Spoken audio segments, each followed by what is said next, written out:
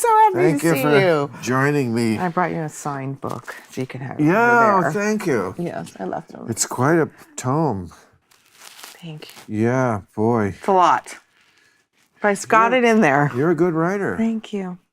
Is that the first time you ever really tried to write something like more than like a grocery list? Kind of, yeah. Yeah. I mean, I liked writing when I was growing up, and I did, short essays and things like that. But I had so many topics I wanted to write about, and I thought, oh, this now now it gives me the answer of what I been trying to write. Yeah, it's funny because it's deep, but the cover and the title, if I just saw this in a store, I would think that's stupid. Because flowers and think you'll be happy. I would just be like, oh, okay. Okay, I get it. The Secret Part 2. Just if I think about puppies and ice cream, everything, and then they'll come to me. My makeup's going to come off. But, but yeah, you fooled them. It's great. Yeah. So. Yeah. Well, I know you have had like an emotional roller coaster like nobody's business. Yes, it's been an interesting, it'll be 2 years next month. My mom. That your mother? Is that 2 years? 2 years, can you believe it? I remember it was Christmas time. Yeah, right before Christmas. Right. Right, beginning in December. And not too far from here. It's funny, when I was walking through your yard and I was thinking, oh my gosh, I knew the kids who lived next door when we used to go to camp. I mean, if people don't know, your mother, how old was she? 81. 81. Okay, and lived in this very Tony neighborhood. And there's a lot of home invasions. Such a sweet term. It's almost like your book. It's got a home invasion, but it's not a good thing. No. And that's what happened to her. Some guy killed her in her own home. Yeah. Yeah, she was, people are surprised to know that these neighborhoods, because it's where the fucking money is. What did Willie say? Why do you rob banks? Yes, where the money is. Exactly. And I think people were surprised, or at least they told me afterwards, oh my gosh, things have been happening in Beverly Hills, in Brentwood, in the Palisades, and people felt badly that they weren't really letting neighbors know. Everyone didn't want, and you don't want to hurt things, but it's like, what do you mean you don't want to hurt things? You should warn people around you. It's like a scandal. Yeah, you got home invaded. Yeah, exactly. Like, what is the your home got raped? we don't. And it's the 19th century. When we're raped, we shut up about it. We don't tell anyone. It's a dishonor to the family, and then I'll have to marry my brother. Or some, the rules people used to have. I know.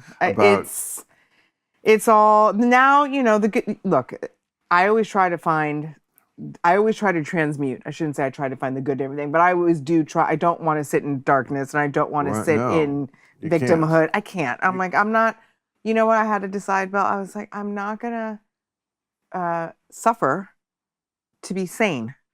I'm not suffering for my sanity. That I'm not doing. So that I had to decide very, very early on. And then I thought, okay, I can talk about her. I can celebrate her. I can talk about everything that everyone asked me about her anyway. And so much of life, I think, is a conscious decision that people make how to handle anything. Yes, anything. It is a conscious decision. It's a conscious decision. It's a very conscious decision to be a victim. Yes. Or not to be. 100%. And people don't like to hear that. People don't want to think that they have a choice. They have a decision, and that's why everything is a choice and everything is a decision. And the only thing I can rule is my atmosphere, which is my consciousness, and my heart is the only thing I can do. So if I've been given that power, then I'm going to use it. Did you see this video? Harvey Levin sent it to me, but I know other people saw it, of this woman pulled over by a cop who goes through every single possible victim category. Oh God! You got to pull this up. It's too fucking funny. First of all, she's driving against traffic. she's driving on the wrong side of the street, facing traffic. But it's everybody else's like in fault. a Jason Bourne movie when he does it on purpose to get away. So the cop could not be nicer. I know there are asshole cops out there, but somebody should make everybody watch this. But there are also cops like this, Right? because this guy is so sweet to this moron who is driving in the wrong way, and she's like, immediately, I'm non-binary. He says, "Can we get out of the car?" Oh yeah, I'm telling you, she pulls out. She's Native American.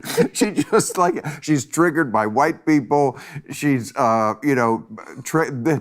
he and then she's going through all these and he's saying like ma'am. I'm triggered. I'm non-binary. Yeah, don't call me ma'am. Yeah.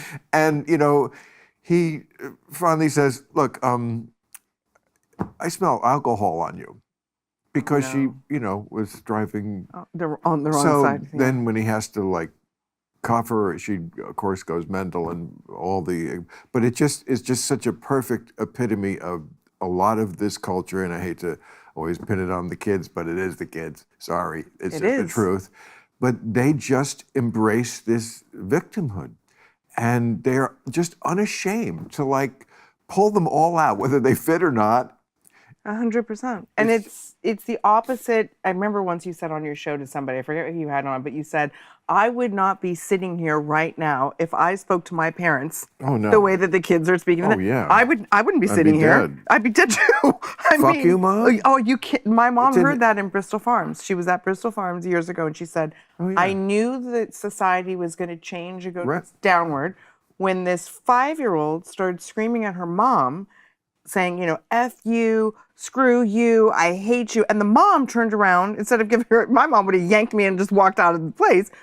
She said, "I'm so sorry. Please don't yell at me. Why are you mad at me?" And this is, I know. No, people want to be raised, and they want to be, you have to have authority in the home. Funny. It's bad for both. It's terrible for the kids, because the kids do need discipline 100%. And boundaries. They're fucking children. They're not just small adults. Right. So it's bad for them. And of course, it's horrible for the parents themselves. They put themselves in this fucking prison where they're at the beck and call of their children, and they're always apologizing to them, and they're afraid of them. They're pussy whipped by their children. So it's terrible and of course terrible for society. It's bad for society. It's lose, lose, lose. 100%. And people laugh at, having decency, and really decency is having good manners. Where do good manners, please, thank you, hold the door open, look at somebody. I mean, that's gone too, but people want a really great functioning society, but also want to behave in the rudest, unkind way. You don't get both. It just doesn't happen. But you also have to make kids understand that they're kids. That of course their natural inclination is to say, "Why can you do this and I can't?" Right. And you just, I think I remember as a kid not quite understanding that rationale, because it went against my whole raison d'etre, which is to do whatever the adults are doing. Mm-hmm. But I accepted it because it was always consistently put out there. Yes. You'll see. I guess, and you kind of get it that, of course I'm not James Bond. I want to be, but yes, you're right. I'm 12. I can't do that. It's funny. You said about you in the wherever you were, the store. I remember this girl I knew once told me. She said the difference between my parents, black parents, and white parents is the white parents, when we get home, and the black parents. She said they will hit you wherever in front of anybody, wherever it happens.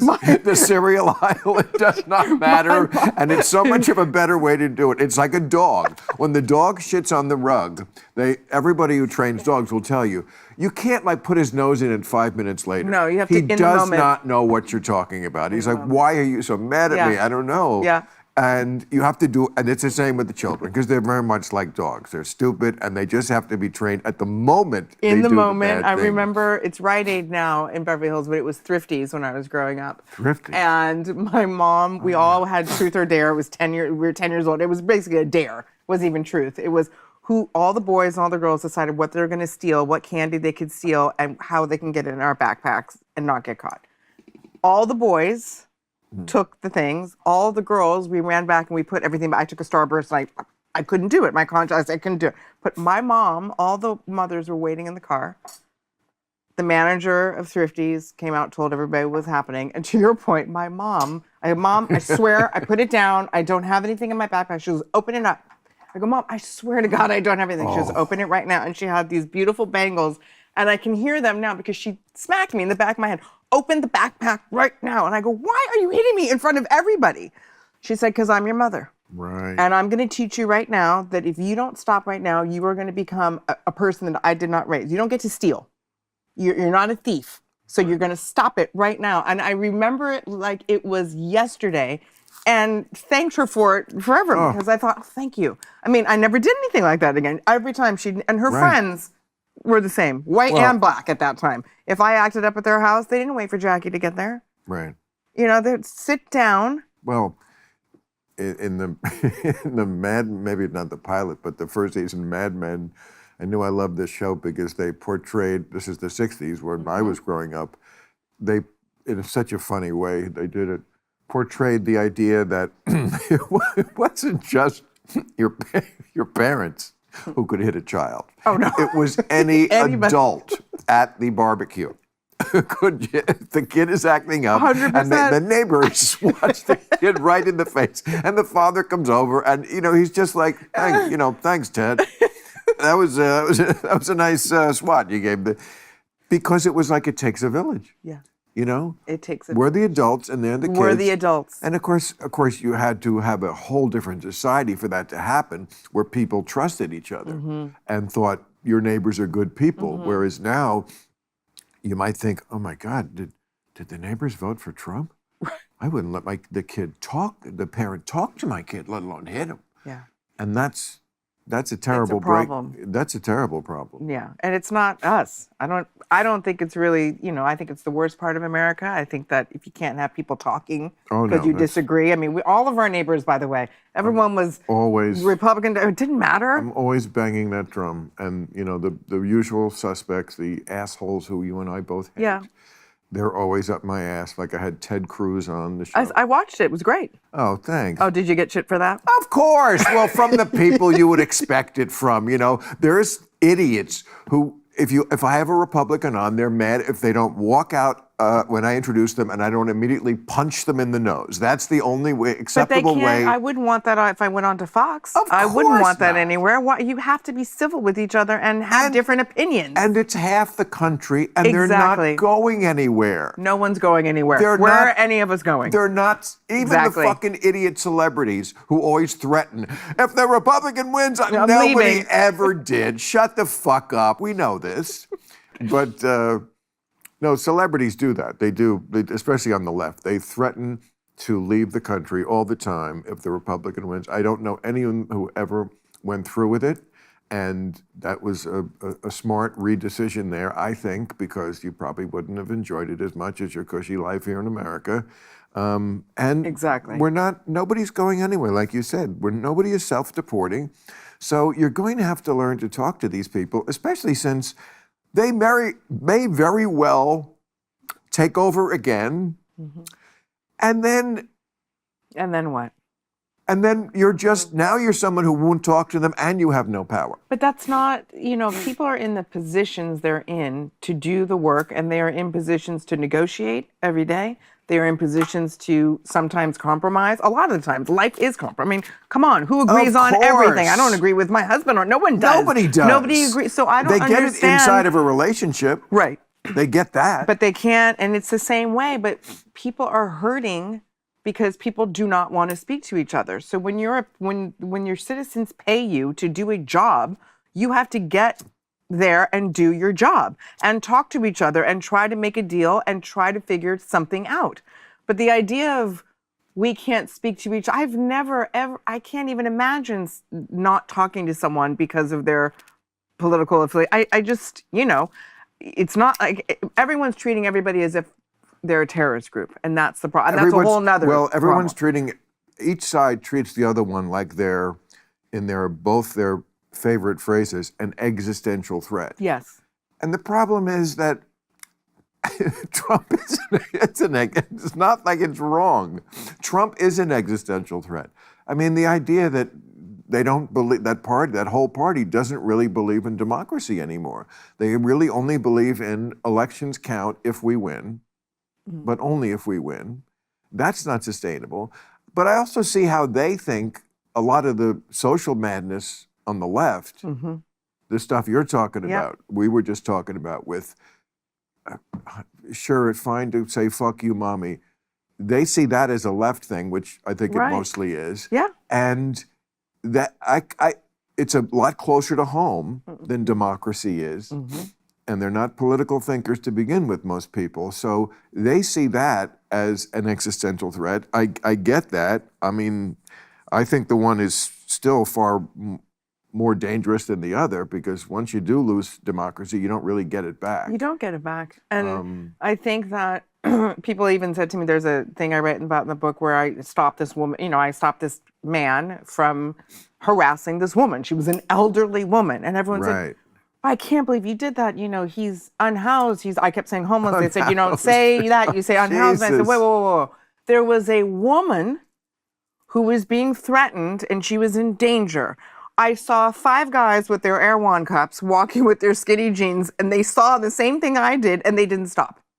So I thought, okay, well, there's something happening that's not right. So I went but everyone was mad at me only because, or everyone I told, only because, well, I mean, it's not his fault. That they only focused on that he came out of a tent.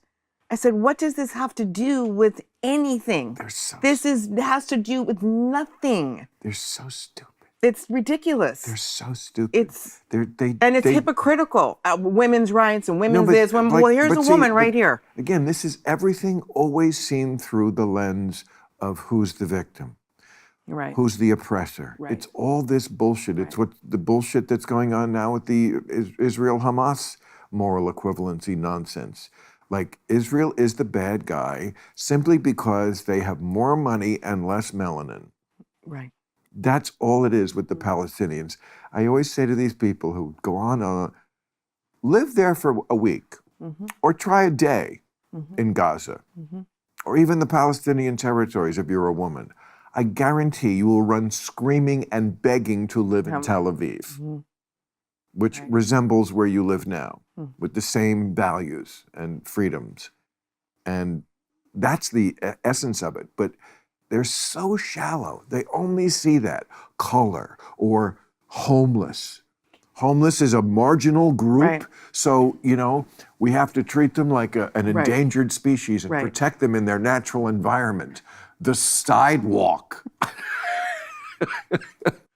They're crazy. It's not a good space to be in, I'll say that. I mean, I've grown up in Los Angeles all my life, and now it's across the country for sure, but especially looking at Los Angeles, and looking at the disarray and no order, I'm thinking, what is going on? What is happening? But you're right. It's a consciousness, it's a narrative, and it's a victim narrative. What did your father say? He was about he didn't even know all what the kind of shit we're talking about. He didn't even understand any of it. I mean, he would say to me, he lived 92 years. And I'll tell you, when he'd start reading or he'd listen to the news and he'd hear young pundits come on and talking about there's been no progress. There's no progress. We're still fighting. And he's looking at me going, no progress? You're fucking welcome. When I was writing my book, I said, Daddy, what would your book be called? He goes, you're fucking welcome. He said, how offensive to say to me and my friends and my group and my parents and everyone before them that there's been no progress. He said, I got my ass beat every day. I ran from the Ku Klux Klan. Have you? Right. My dad said, I was told not to look up in the sky at a bird because I might see a friend or a family member hanging from a freaking tree. Have you? No.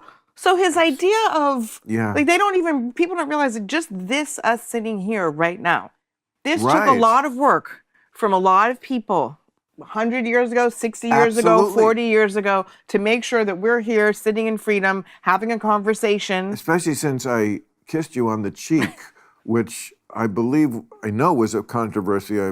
Hopefully I remember the names, but somebody did that in 1967. Okay. I was alive in 1967. So this is my lifetime. Exactly. I think it was maybe something like Harry Belafonte kissed Petula Clark, like they sang a duet together, like you could sing a duet together. I guess it still wasn't all that great in Alabama. Right. But I guess at the end of the song, you know, a little peck on the cheek. And forget it. And, you know, all the affiliates in the southern states or something, or I don't remember the exact repercussions, but it was a scandal. Yeah, of course. Okay, I mean, really? You know, and when I know. these people, they say to me, like, if I even talk about racial matters, how could you know? It's like, no, I can never know as well as you. Of course, no one person could ever know what it's like to walk in another person's shoes. But can I tell you how I think? I might have an inkling what's going on. I'm not blind. I'm not deaf. I'm not dumb. I can read. I can talk to people, including other black people. Yes. I can watch TV and I can look at the internet. So this is my magic formula for fighting this. How could you ever know? I can look at society around me. Yeah. Let's just say stick with the commercials. Right. No, because it's intellect, because you have intellectual sympathy. You could figure it out through all of those mediums and through living. It wasn't that long ago when black folks couldn't get in commercials. Right. And now they can't get out. Everybody, I kept telling Ted, is there any white people in commercials anymore? Even Biden commented on hysterical. that. You remember that when Biden, like a couple of years ago, as he was in his like rambling stage, and he was like, turn on the TV. And every commercial you see, it's an interracial couple. I swear to God, leave the tea on for 3-4 hours. You'll see every commercial. It's like, all right, and you're commenting on, but I think he was making basically the same.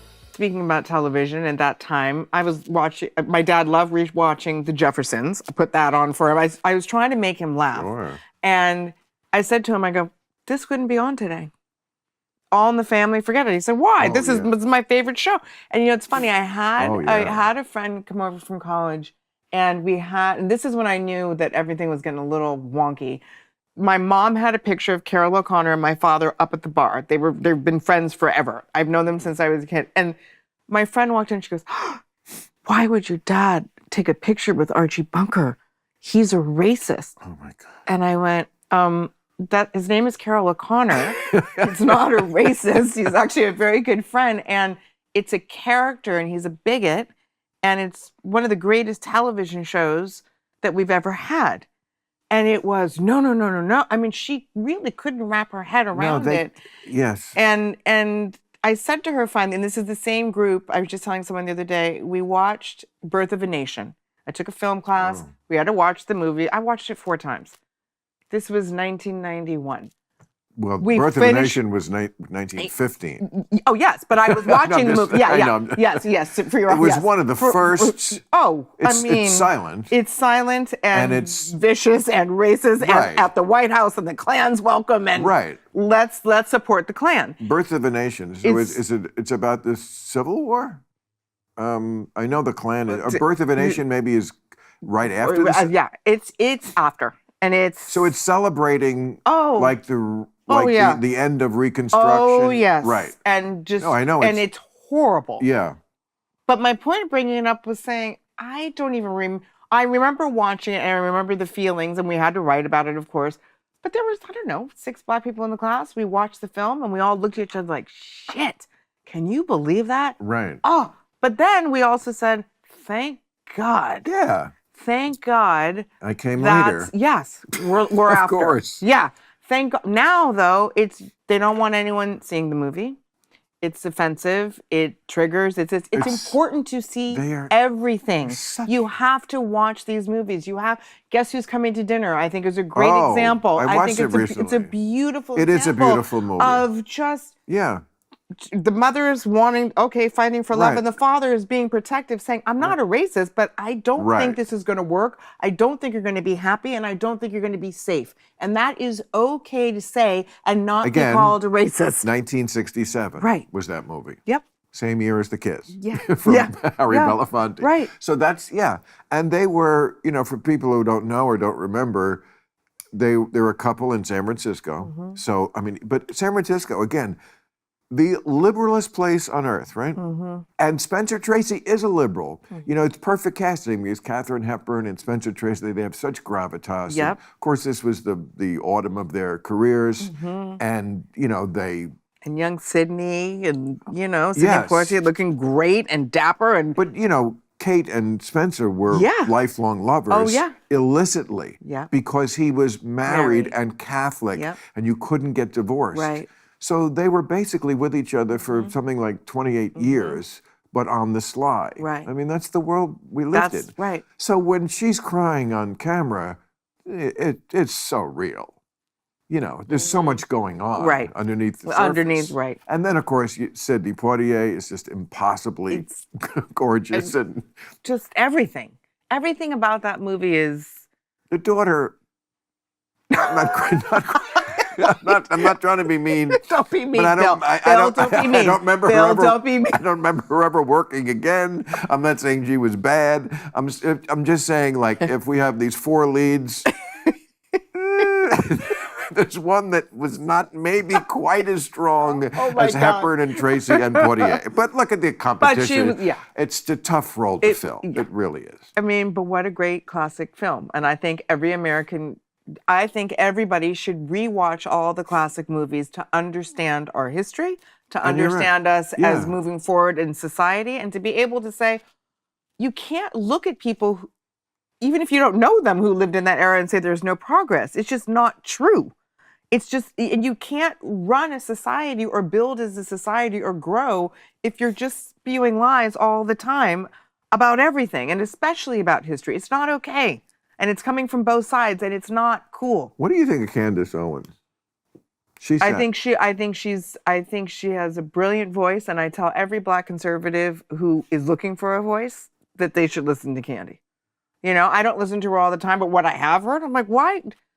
You listen to all these guys who don't even, I think she's way better. Well, she sat there. Yeah. We had just such I'm sure that an was amazing time. Oh, I'm sure. I mean, and of course, you know, we don't. Oh, you get shit for that too? Oh, of course. I get shit for I don't pay attention. Yeah, who cares? I mean, but, you know. No, but good for you guys, again, for sitting down and having a conversation. And I bet you agreed on a lot more than you thought. Exactly. No, actually, I knew because I'd seen her stuff that we would, and I even said to her, I said, it's funny, like what we have to do in this country is find a way to think about somebody who, just like her, somebody who I think is incredibly smart and just really amazing at what she does.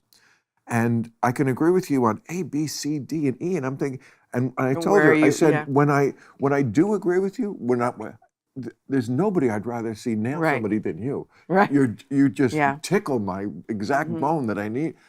But A, B, C, D, and then E, I think you're completely insane. And you think that of me on this topic. And we have to be able to go 4 to 5. Yeah, okay. That's right. You know, I'm just going to have to live with that. You have to live with it. It's okay. My friend John Rich, John and I, on paper, like I said in the book, we're not supposed to be friends. We should be friends. But I've known John. We're in the music business together. We know each other. We agree on lots of things. And then he looks at me, by the time he gets to F, he's like, what are you talking about? And I'm the same with him, but we're friends. And we talk. Exactly. And I've learned from him, and same from me. We hang out. I know his friends. He knew my parents. I mean, it's just. No, and you learn with a friend, again, the way people can get this in a relationship, but somehow not politically. But in a relationship, you learn to just go, oh, okay, we don't go there. Because it doesn't. You're not going, exactly. It's going to end up at nil, so just stop. Right. But it doesn't take away. My whole thing is judge the character of a person. I know lots of liberals who are not good people. Oh, I would much rather have, you know, I would much rather I call them liberals in theory. They are in theory.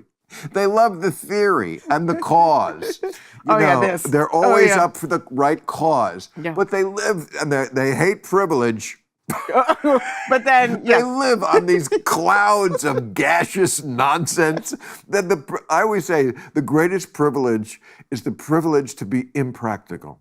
Yeah, you know, They think they're Amen. That's good. They're such great allies of the Black person but when it comes to shove, like the black people went for, of course, Biden, right? Because that's the practical choice. Because we don't have the luxury of holding out, right? For we got to just take the safe choice. 100%. And it's so funny. The privilege to be impractical and fantastical and nonsensical without consequence. No consequence. It's so white. And it's like, the best. And they just hate privilege. Oh, I have a good one. All these privileged kids during COVID, and then the Black Lives Matter thing happened, and I remember being in Malibu, and I was picking up food, and a bunch of white kids, marching, and they have Black Lives Matter, Black Lives Matter, and I thought, oh, good for them. Okay, that's great. I get out of my car to go pick up my food, and I walk by, and this girl looks at me, I go, hi, and she's, what? And I said, oh, I'm just saying hi. And she looked at me as if, she's like, I'm marching right now. I'm doing something. And I looked at her and I went, and I'm black. Thank you very much. Okay, my life matters. Jesus Christ. I mean, but right there. And then I opened the door. I was holding the door open for the same group. They went to get their smoothies, their $30 smoothies. And they walked out. And then I held the door open. Not one looked at me and said thank you. Wow. Not one, but they couldn't wait to put their sign up that Black Lives Matter. And I said, people matter. It was so typical. That's such a perfect story. It was because they can't talk about the forest and the trees. Right, gross. They can't see the actual black person in front of them. But in theory. Oh, in theory, it was Black Lives Matter. Because I'm telling you, the cause is them. Yeah. There are, of course, people who are sincere about social justice. Of course. But a lot of these people, like these assholes that you're describing, I swear to God, it's not about Palestine. They don't give a shit about Palestine. They just have it in their head that they need their version of the apartheid battle. They need their version of decolonizing. And they don't know anything about this. They don't know the history. They don't know who's really a colonizer. And they don't understand terrorist groups. And they don't understand. That's my point. I'm like, guys, you're talking about... They just, because it's not about the issue. No. They're the issue. It's about them and making them feel good. And it's important to I'm an ally. Right. Have I told you I'm an ally? May I pledge my Phil. allyship to you? God. I mean, it's just... Again, if you believe that you are... Well, I don't even know what to say to all that. It's again, what saddens me, though, is... especially going back to my father and my parents. I mean, my mom was moved by Andrew Goodman being killed by the Klan. She was in New York City, and she's thinking, well, I'm getting people to register to vote here. And wait, Andrew left New York City and then went to Mississippi? And what do you mean the three of them got murdered by the Klan? She had never heard, or really, I mean, she knew what it was. She grew up in Virginia in the summer with her grandmother, but she lived in New York City. My mom was a New Yorker. Right. For my mom, all of a sudden, she took that and thought, okay, then I'm going to be more of service because Andrew died. And Andrew and James and Michael died for people like me and everybody else to be able to vote. And so she did something with that, which I think is great. And when she told me that, I go, but Mom, you didn't even know him. You didn't know him. How could someone you didn't know change your mind? She said, well, live a little longer. Live a little bit, Nicole. Wake up. They don't have to look like you. They don't have to be the same race. Right. They don't have to be the same gender. They don't have to be the same religion. When you see good character, when you see somebody doing the right thing, and that's about American progress, which my parents were committed to, then that's what you do. And now it's the oppressed have become the oppressors. Yeah. And that's a sad thing. And everybody looking to hurt somebody or looking to find something that they can get you. I'm like, get what? We're human. And the people who absolutely hate bullying, second only to biggest cry bullies. And they are such bullies. They are such mean girls. They hate bullying.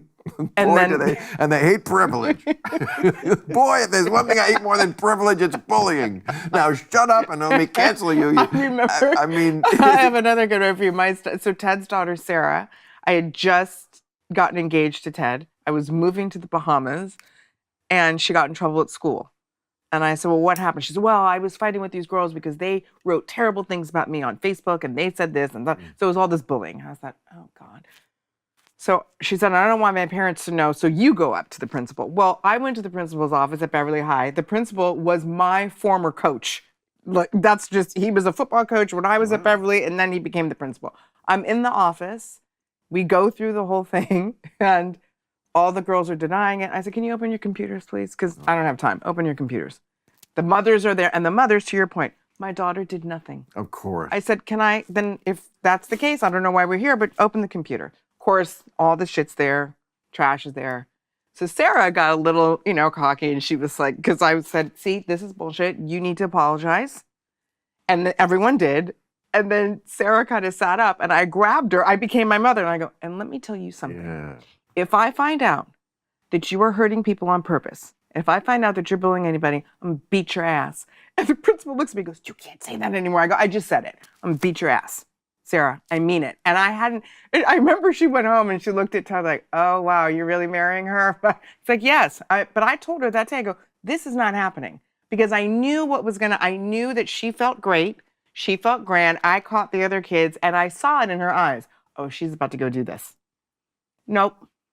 And parents used to do that. I remember not anymore. And so everyone's talking about this pandemic and this epidemic of bullying. But I think that a lot of it, parents don't know what their kids are doing on their phones. They don't know what they're saying to people. Everyone's sticking up for everybody. No one's in trouble. I go, call things as they are. It's not okay. What do you mean? Of course this is crazy. What do you mean people are dying at school, getting beaten up, or this kid had a brick thrown at him and he died 3 days later because no one stopped him getting bullied? You have all the teachers there and the teachers' aides and what? Right. This is not how societies move forward, and you can't function, and we're not going to get better if you can't control your child. And it does come from the home. I got so depressed writing and putting together this thing we did last week where I showed all these teachers getting hit. Oh, I saw that. It made me, I saw it. It was the end of the show. Yeah, it was the Ted Cruz night. Yeah, I was so upset. I was like, oh my God. It's so disturbing to see. It's the worst. Teachers and people. The lack of respect is. I mean, respect is one thing. I mean, we didn't even have a lack of respect when I was. No. Like I said. No. Like I couldn't roll my eyes. No. I'd get to the principal's office. I rolled my eyes. The fact that these kids are not the least bit intimidated by authority. And if you do anything, like, you took my phone, that you can show a montage, and this is just the stuff that's caught on video, of students wailing on teachers. Just, I feel like... I was not expecting that at the end, and it scared me, and it saddened me, because it, again, shows when you don't revere authority in your home, you're not gonna accept it anywhere. But the fact that you could just pummel and children. I gotta say, now we all have a lot of blame to go around, I'm sure, but the Democratic Party owns education, lock, stock, and tomahawk, right? From colleges, something like 99%, or maybe it's a little less, but very high percentage are Democratic voting professors, the administrators, DEI. This is all okay. Then we get into the teachers union. The Democratic convention is a teachers convention, basically, more than any other profession by far. I feel like they got to own this a little more. Oh, I agree. Like, but I don't know if you're that's letting happen. What? I don't know if that's going to happen, but I agree with you. Yeah, you're letting a school become a place where the teachers can actually punch. They're probably afraid of the parents. Exactly. That was what I was saying. Was like, the kids can do no wrong. Right. But at some point, if that is your portfolio, if it's like you are the education minister, we are giving this, you got to take a little ownership of that. Let's at least get it. Okay, bad enough that they can't read anymore. Right. But actual violence? Yeah. No, you're probably right. I don't see that issue. The Democrats are not going to, but again, that's their flaw there, that they will not stand up to their own constituency.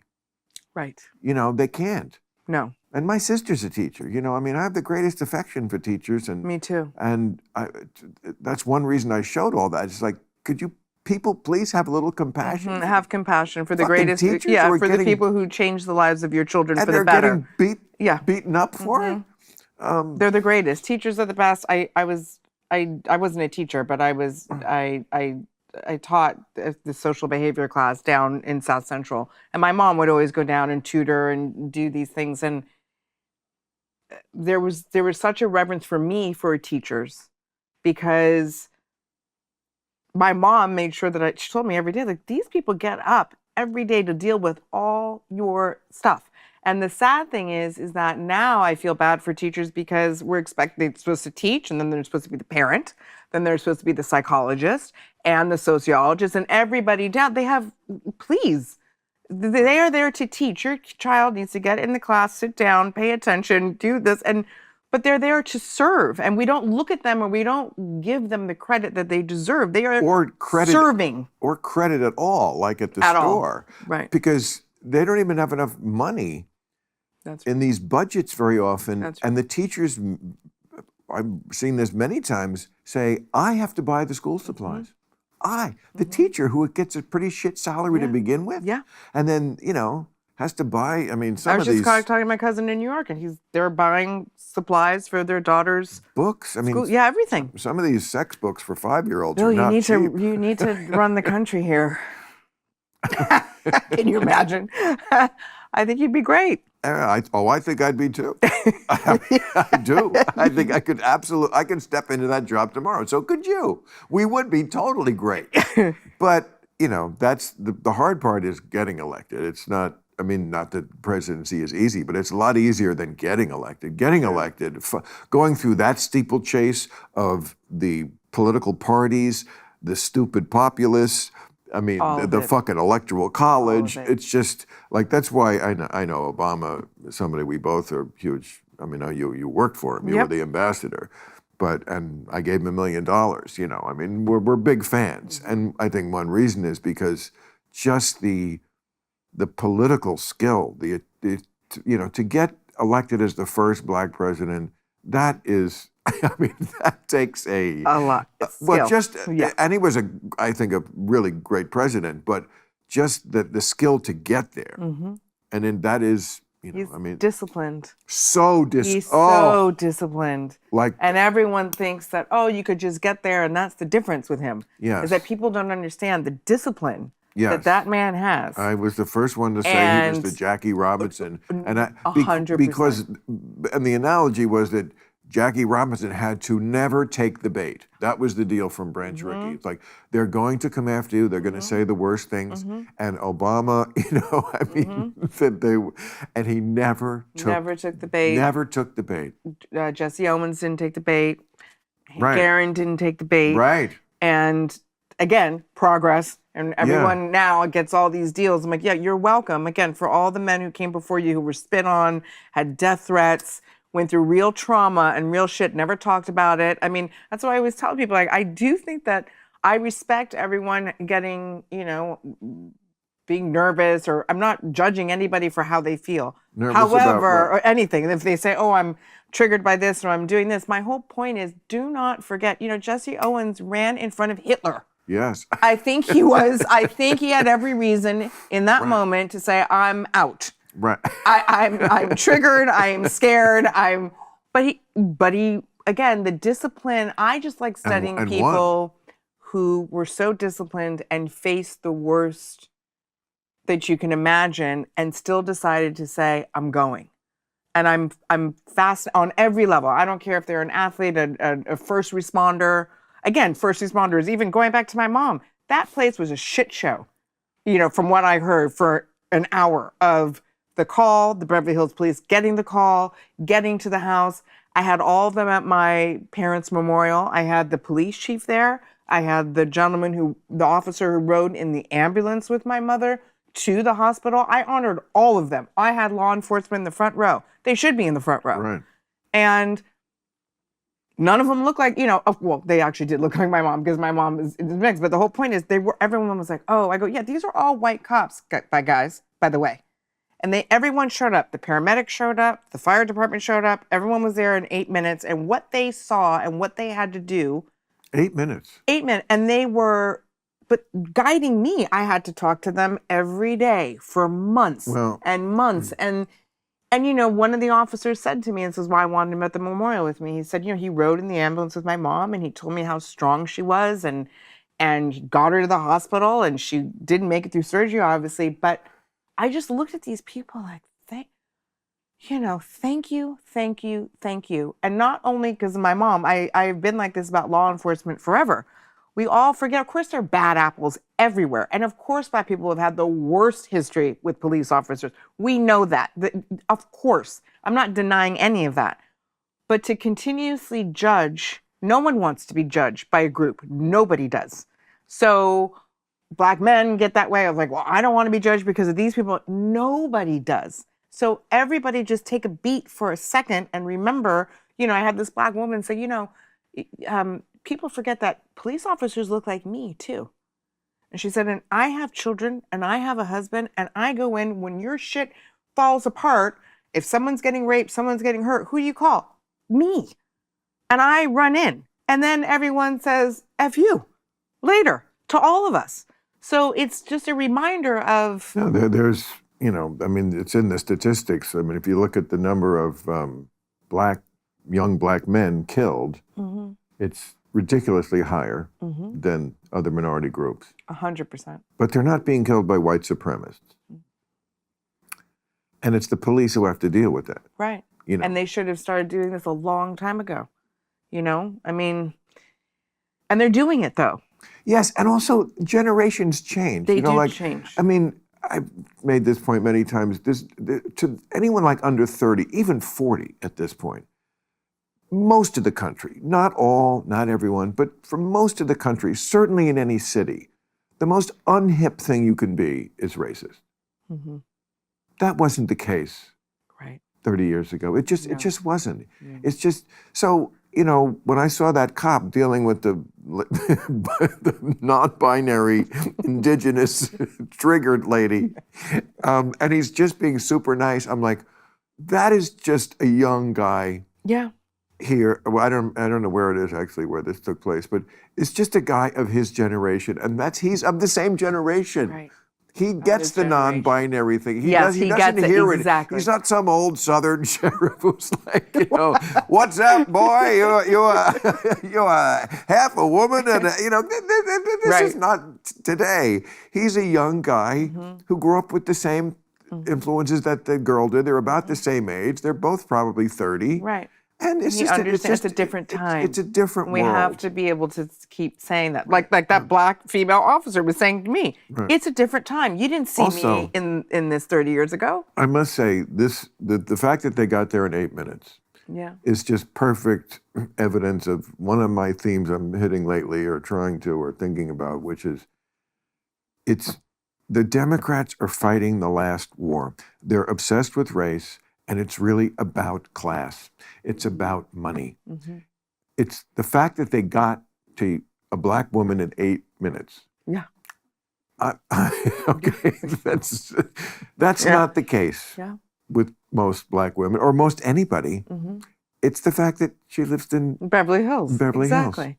And that's what it's about. That is what it's about. Oh, 100%. And that's why she stayed here, by the way. Every time my dad said, everyone was saying, why aren't you go live in Baldwin? It's like, well, I want to live where all the good schools, I'm living here. Right. The schools are great. My kids, why did we lift ourselves? Why did you lift yourself up? What does aspirational mean? We aspired and then we got there. Exactly, and we got there and this is why I'm living here. Yeah. I mean, all the time, every response was, Daddy, can you believe this is happening in the world? It's like, that's why I live in Beverly Hills. I mean, he always was. They had 54 years there. It wasn't like, it was, they were always scared of this. No, 54 years. And after COVID, like we were talking earlier, things changed around all the affluent neighborhoods. It just did. People following people, this and that. It doesn't, and my whole thing is to everybody, it doesn't matter. It just doesn't matter. She's not here. It doesn't matter. I don't care about all the background. It doesn't matter. Right. The point is it is about class, and people need to, I don't know if we're going to get there talking about that, because we'll probably get in trouble talking about class, but it is true. And to your point about, the super liberals, I mean, it's try to take care of people, not just at a charity event. Yeah. It doesn't deny that racism is still with us, because of course it is. 100%. It's just putting it in a perspective. I mean, if racism is a malady, and it is, okay, so you're doing blood work on. Use the blood work from this time right now, not the blood work from 1990. Right. It's never been worse. And no, it's not. Again, it's not fair. Nothing has ever improved. And I look at people, and Andrew Young, who's still alive, and God bless him, he is the right hand of Dr. King, and I'm like, you're going to say that to him? You're going to look? I dare you to look at Andrew Young, who's beaten up for you, who's gone through everything, who changed laws for you, and then scream at him, nothing's changed and it's still terrible. It is the most offensive thing. Yeah. You can say to people, but generations of people. That's the thing. It's not just 60 years ago or 100 years ago. We're talking 300 years. And also, like, I must say, somebody like AOC, who's like, she's 30. So she grew up something like that, early 30s. Okay, so, and she often, talks about being a person of color. Would I know that? Would that even register to me if I saw her? And she grew up in New York City, the most liberal city in the country in this century. Did it really affect her life? I mean, was there something that they said, well, we need a bartender here, but let's hire the white girl? Right. Did that really happen? You know what I'm saying? Like, if nothing ever actually happened, and again, this is people only of that age. Right. It's not a people who are 60. No. We know things happen. Exactly. Even if it was slights and little indignities and cabs and following and that kind of, grade 2.0 racism, it happened. It happened. But, I mean, I don't know, maybe something happened to AOC, but I mean, she's gorgeous. She's a woman in New York in the 21st century. I just think it's a little shady to wear the mantle if shit didn't happen. I agree. I think that this everyone who's 30 and 40, again, let's get back to the time we're in right now. But I think if you don't understand, if you really don't study, and I think people say history, people are going back 100 or 200 years. Go back 10 years. Yeah. Go back 20 years. Go back when my mom was growing up. She would have loved to have your job. There was no chance in hell she was getting your job. No chance. No chance in hell. No. My mom was the same color. My mom is mixed. My mother looks the same way. No chance in hell was she getting that job. She wanted to be a book editor. Not happening. She wanted to do lots of things. Wasn't going to happen in her lifetime. And then she looked at me and said, but you're going to do it because I'm opening all these damn doors. You go do it.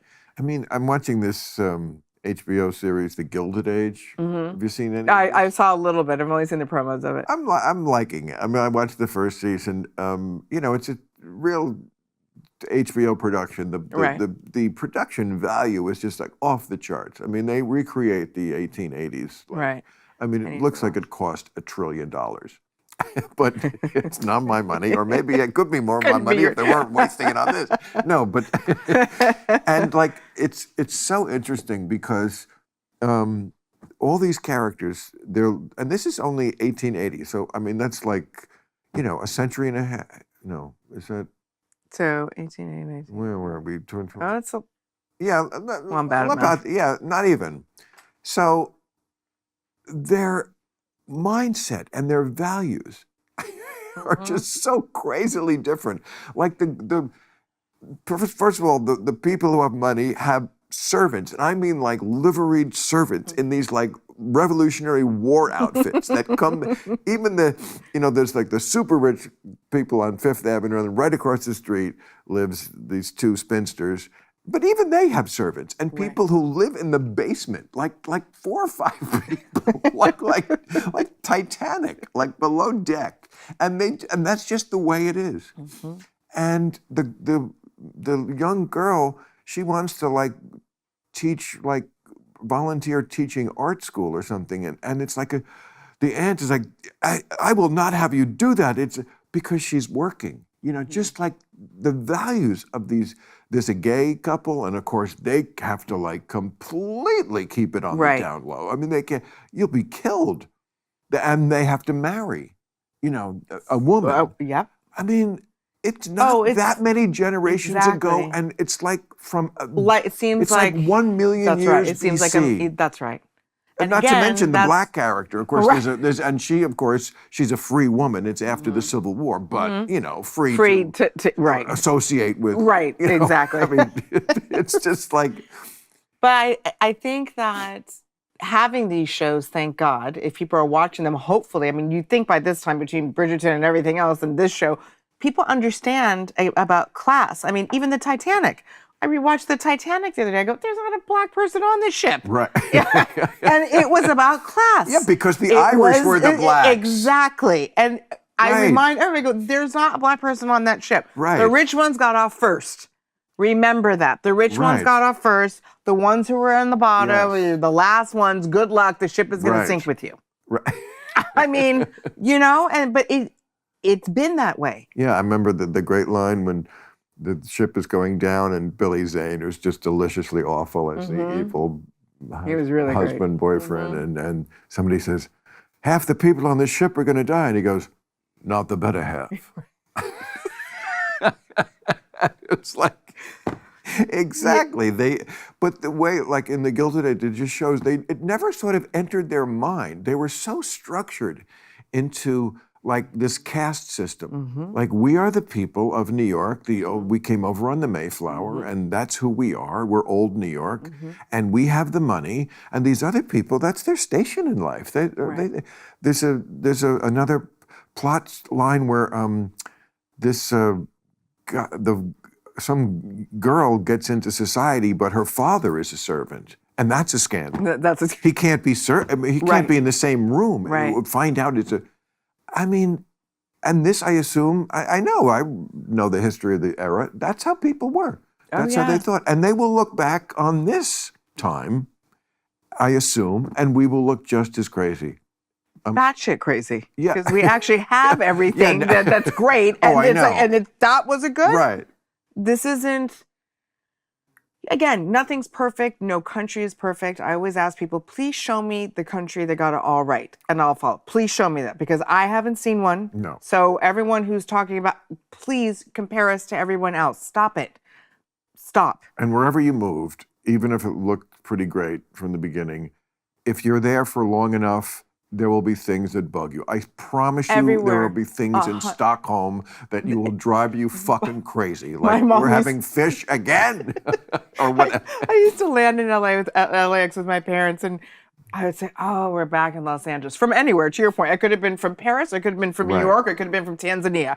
Oh, we're back in Los Angeles. My mom would turn around, she goes, no, we're back in America. Right. Thank God. Yes. And it didn't matter. And we were at the nicest places. It didn't matter. Right. She's like, there's nothing like it. No place like home. And I'm actually amazed that we still are functioning. I mean, for all it's worth, the toilets still run. I mean, it's like, yes, you see a diminution of us moving more toward third world stuff. We live in Beverly Hills or somewhere. We don't want to say exactly. I mean, take two. But we live in a nice area. We live in Pasadena. Just to Chiron that in. We live in Palo Alto, and the roads. Yeah. Fucking look, the Baja out there. I mean, like the nicest places. Yeah. The big one you come up that goes up the valley that's out there. Yes. I mean, it's ridiculous. They can't. And we're the rich people. Yeah. And they can't do it. No. But, somehow it functions. There's something about Americans. There's a million shitty things about it, but they just keep going. I thought after the pandemic and then like the preposterous overspending we did on it, that certainly the economy would go into the toilet. and we came back better than every other country, and people just shrugged it off and said, put it on the card. Yeah. And I assume that card at some point will fuck us in the ass.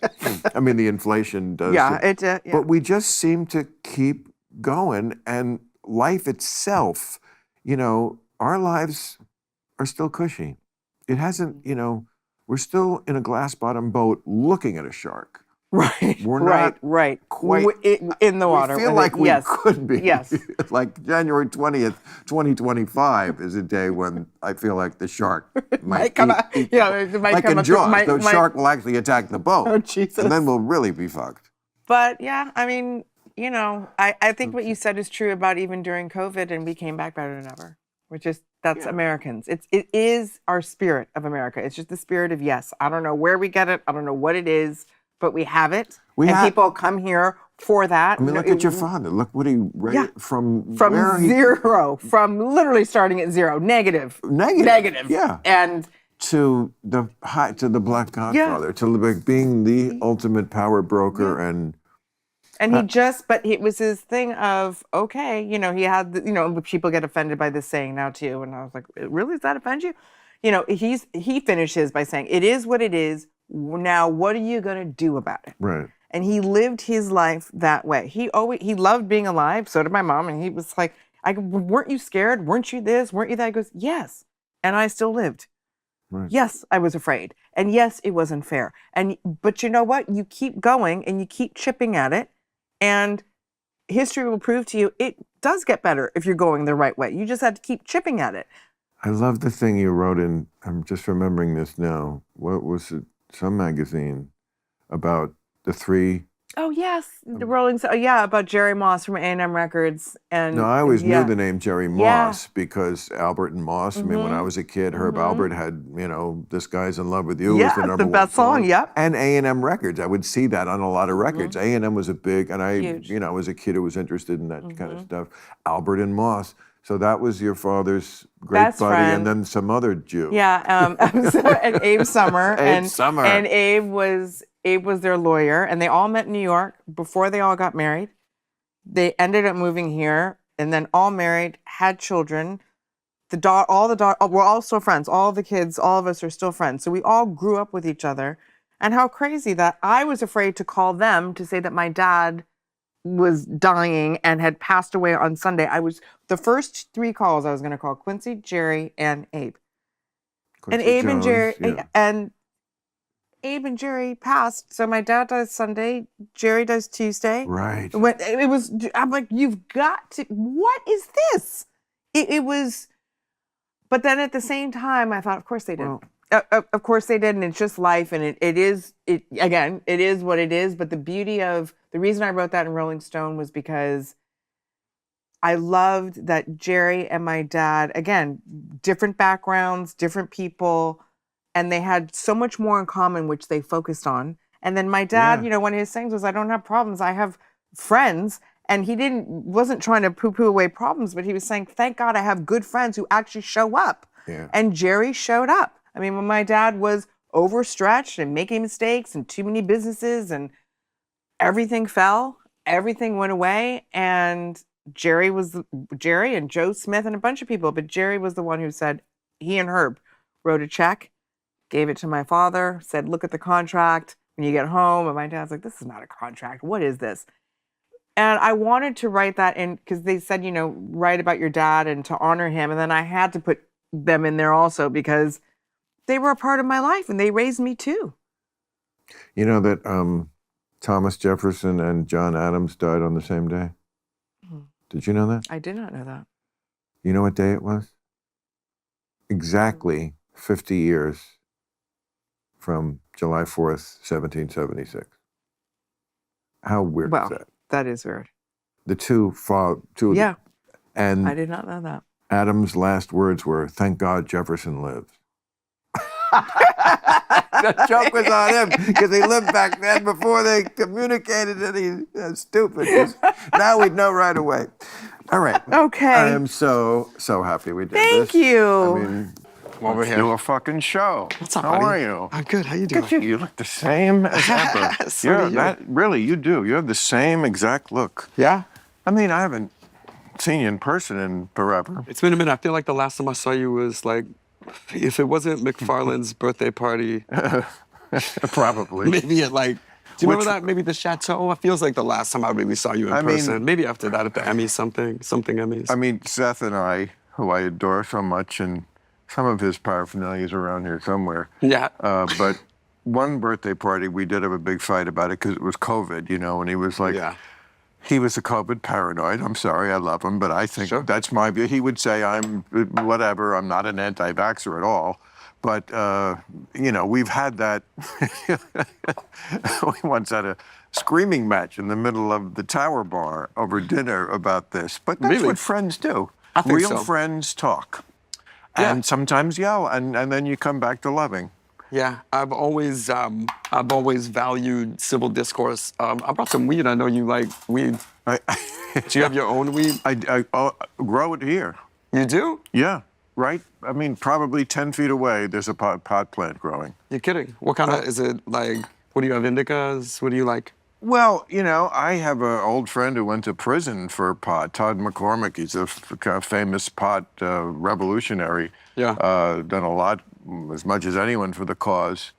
He, now he's into seeds, you know, he has got a huge seed business. No, I brought my own. I don't trust you. You don't trust me? I love you, but I don't trust you because I only want to grow the stuff that I know is super clean, grown here. Sure. And he's you know, his thing is seeds now. It's well, like, I'm happy to try yours if you're sure. Please do, absolutely. It's $10. Okay, I got, do you take crypto?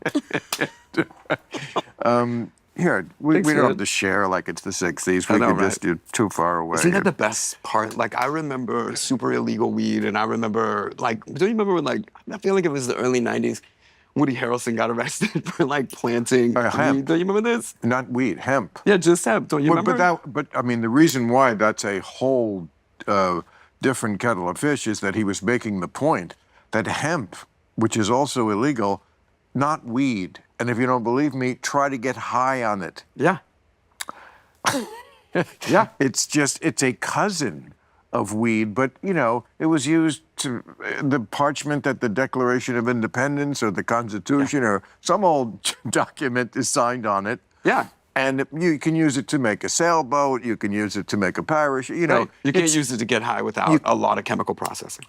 Yeah, well, it has to be mixed with the THC variety. I mean, that's what a lot of CBD oils and stuff. Do you use that stuff? Do you rub that on your dick? Yeah. Oh, as hard and as vigorously as possible. I don't think it's the CBD. Me too. I don't know if it's the CBD that's making me feel good when I do that. Might just be the friction. I bet that's what I'm thinking. I don't know. But I don't know. What kind of friction you into?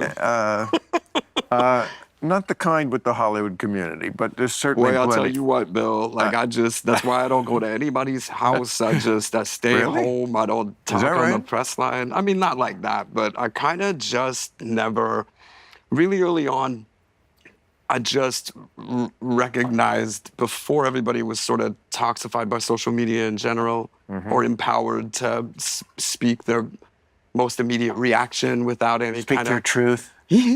But even more than just like react. Like I knew you just don't fuck with faith, right? Like you don't get at somebody about their theological core stuff, the stuff that they share with only themselves, truly. Like there's really no fucking with that. If somebody believes something, like that's theirs to believe. But I also believe in differences of opinion. I also believe in people being able to have a conversation and marvel at each other's differences. And of course not. It's gotten so much worse and so much shittier, and I really struggle with that. I think the most I struggle with that, like having to adjust my worldview to see this volume of active division and hate mongering. But of course, the difference with us is that I have to, this is what I do for a living, is talk about issues. I know you got to get into it. And you, smart, shouldn't, and don't. Yeah, but here I am on your show. This is funny. Yeah, I realize this is going to be the longest conversation we ever have. Specifically for not necessarily doing that. Oh, good. But you and I have known each other long enough, and we're both come from comedy enough to talk about that. Like, I love stand-up. I love comedy. It's probably one of my favorite. I mean, obviously, we didn't do a very good job of communication because the number one thing we've tried to communicate, obviously failingly, is that I started this because I have a show about politics. Right. And there's a million other things to talk about. Now, this show You're has... saying I didn't do enough homework, which is not fair. you. They probably sent me a lot of emails and texts, and I have a really bad time reading any of that. I get a lot of emails every day. Okay, all right, we'll blame it on that. But whatever it is, now sometimes it veers into that depending on the guests. Sure, because I have no agenda. I have pot and liquor, and that's it. And I all my life wanted to do a show. Who rolls these in tobacco leaves for you? Because that's a move. No, this is not tobacco. I promise. There's no tobacco. What is it? What's this brown one? You know, it's just it's the healthy kind. Yeah, it's you got filters and everything. This is smooth. Yeah. I'm telling you. I'm 70. I'm trying to like live. You're 70? Yeah. What are you? I'm 51. I would have put you at maybe 64, maybe 65. Okay. Well, I shaved off 5 years. What a thrill. Don't you feel like it's so different now? Like I even look at pictures of Ted Knight. Ted Knight? Yeah, Ted Knight. And he was like 41. And he looked like he was 80. Conrad Bain was like, I don't even think he was 40 when he was making different strokes. Like he was playing the young rich guy on that show. Why do young girls now want to like do shit that makes them look older? What do you mean? I mean, like a lot of times they're like, well, for example, beauty, Miss Universe types, beauty contestants. They're 19 and they look 40. Like, how do you? Just because they've done like surgery or makeup and. I'm asking. I mean, yes, and then you don't have to be a beauty contestant. They do things to themselves, I think, that make them look older. Yeah. As a kid performer, I can tell you that's always been the push, is to make anything younger look older. I don't know why. I don't know what sense that makes. I'm talking about a normal 19-year-old girl. Why is she, doing plastic surgery at the very age when you don't need it? Nature is social. I think that's the totally, social media. Of course. I think the social media is absolutely. There was I have to scientifically recognize that we're still in the early beta of any of these social constructs. Like even the idea, we're just entering into generations that are born without it ever having not been there. Like it's always been this way. But I think there should be. I see all these legal gatekeeps across internet porn. I think the socials should have the same kind of checks, right? They're trying to dox people over internet porn. You know what I'm saying? What gatekeeps are on porn? A lot of these states and countries have passed laws that you can't watch anything. Like you can't. Seems like there's everything on there. Right. But a lot of these sites, like your major traffic, it's now requiring you some kind of like personal doxing. Like this is who I am as a human. This is my age and my driver's license. And I just think that that's not cool at all. Like asking people to sign up. But isn't that just to make sure they're not underage? It is. But also now you've got a database of that. You know what I mean? Now you got a database of people that are watching porn. Also, I think it's a fool's errand to think that you can outsmart a 13-year-old. I know you're talking to the original Napster. Right. Yeah. No, right. But aren't I right about that? Yeah, of course. Like the people will always figure out how to get it for free. I don't think that's it. It's more like the idea of the law coming into place where someone can get arrested for getting porn illegally or porn before they're willing to give up their civil liberty of their name and their driver's license number. It is amazing that at 51, you still kind of have retained your cred as, a tribune of the youth. You think so? Yeah. Oh, thanks, man. That's who you are. You kind of, again, you don't look your age. It's like, part of it is because you're short. I think so too, right? Nobody's like, they're like this kid. Well, it's like you look like I'm watching Wednesday, which is such a fun show. And it helps that she's short. So little, yeah. Because she obviously is not a kid, but she, that size, she, against all the adults in the cast. Yeah. They cast like big people too. Right. Yeah. I think that's part of it. But, you just have a youthful way and, I don't know. Thanks. It's very hard to do to start as a child. I mean, you started as a child. I didn't get famous when I was a kid, and I think that's really But the you were key. in it. I was in it, but Right. I was in it as sort of like a character actor in the weirdest way. And since I was just sort of on the edges of all this shit, I worked all the time, but I never got any of these big showy roles. I was just sort of the other guy in the movie. And that, I think, helped give me some credibility, helped me build my own skill set, helped me really build up discipline and also humility. And then I got to watch person after person after person fuck it up again and again and again. Right. Through all the different means to the point where I was like, wow, I'm never gonna do that. Maybe So- if you had become famous at that age, right now you'd be humping parked cars like some of these fucking Right? Hey, look, don't kink shame, Bill. I mean, you of all people. No, but I'm just saying. What do you mean of all people? Like, Come on, man. You try to keep everybody out your bedroom, same as any American person. Like, stay the fuck out my bedroom. We'll do whatever I want. Yeah, but I don't. But you don't know. If you want to hump parked cars, Bill, like, I'm not trying to tell you that's not okay. Just make sure it's your car and that the car is consensual. I'm just saying there's a lot of nutty things that have happened with child actors. I mean, the percentage, it seems, I don't know, I don't know people of other pursuits in life as much as I know, and we read about, of course, people in show business, but it seems like a greater percentage of them do crack up and become, I mean, kooky, like homeless, crazy kind of kooky. It's very hard. And there's a thing that a lot of people don't understand is that even if you stay famous, even if you don't have any money. And that's what happened to Gary Coleman, was like Gary couldn't get work. And he just couldn't get work. So there's no way for Gary to make money. There weren't the same kind of mechanisms in place now for people to do trade shows or fan expos to like make money being Gary Coleman. And so he had to suffer indignity after indignity. He lost all his money in one way or another. His parents totally fucked him over, so much so that there were like laws written on his behalf. And it sucks that that kid had to go through all that just to show these other kids how to not do it. But there's no safety net for kid actors. You know what I mean? You're really on your own. You make such a great point there that people don't think about. Wealth is associated with fame. Yeah, right? So if you are, as you say, famous, but don't have any money, then you have this double humiliation of, what are you doing on the subway? Yeah. I know why I'm on the subway. There's no shame in me being on the subway. Why you working the security guard gig? Right. Yeah, poor fucking Gary. I remember Armie Hammer was selling real estate in the Bahamas for a minute. I'd buy a house from that guy. The kitchen was a little different. You know what? It's got really big ovens. He sat here. I was happy to do my part in. Armie did. Sat here? Yeah. I loved him in, there was a movie He's not a cannibal. He and Henry Cavill did The Man from U.N.C.L.E. and it was fucking great. I love The Man from U.N.C.L.E. with I did Alicia too. Vikander was also in that. Isn't she the best, man? She's a very attractive young lady, yes. Well, yeah, that too. Oh, that's what I thought. Oh, that I was saying? Nah, she's amazing. I've seen her play a bunch of different roles. And actress she's super is what I convincing. meant to say. And yeah, she looks the part, Bill, but most people. And she, could have been Wednesday, is what I. You're not wrong.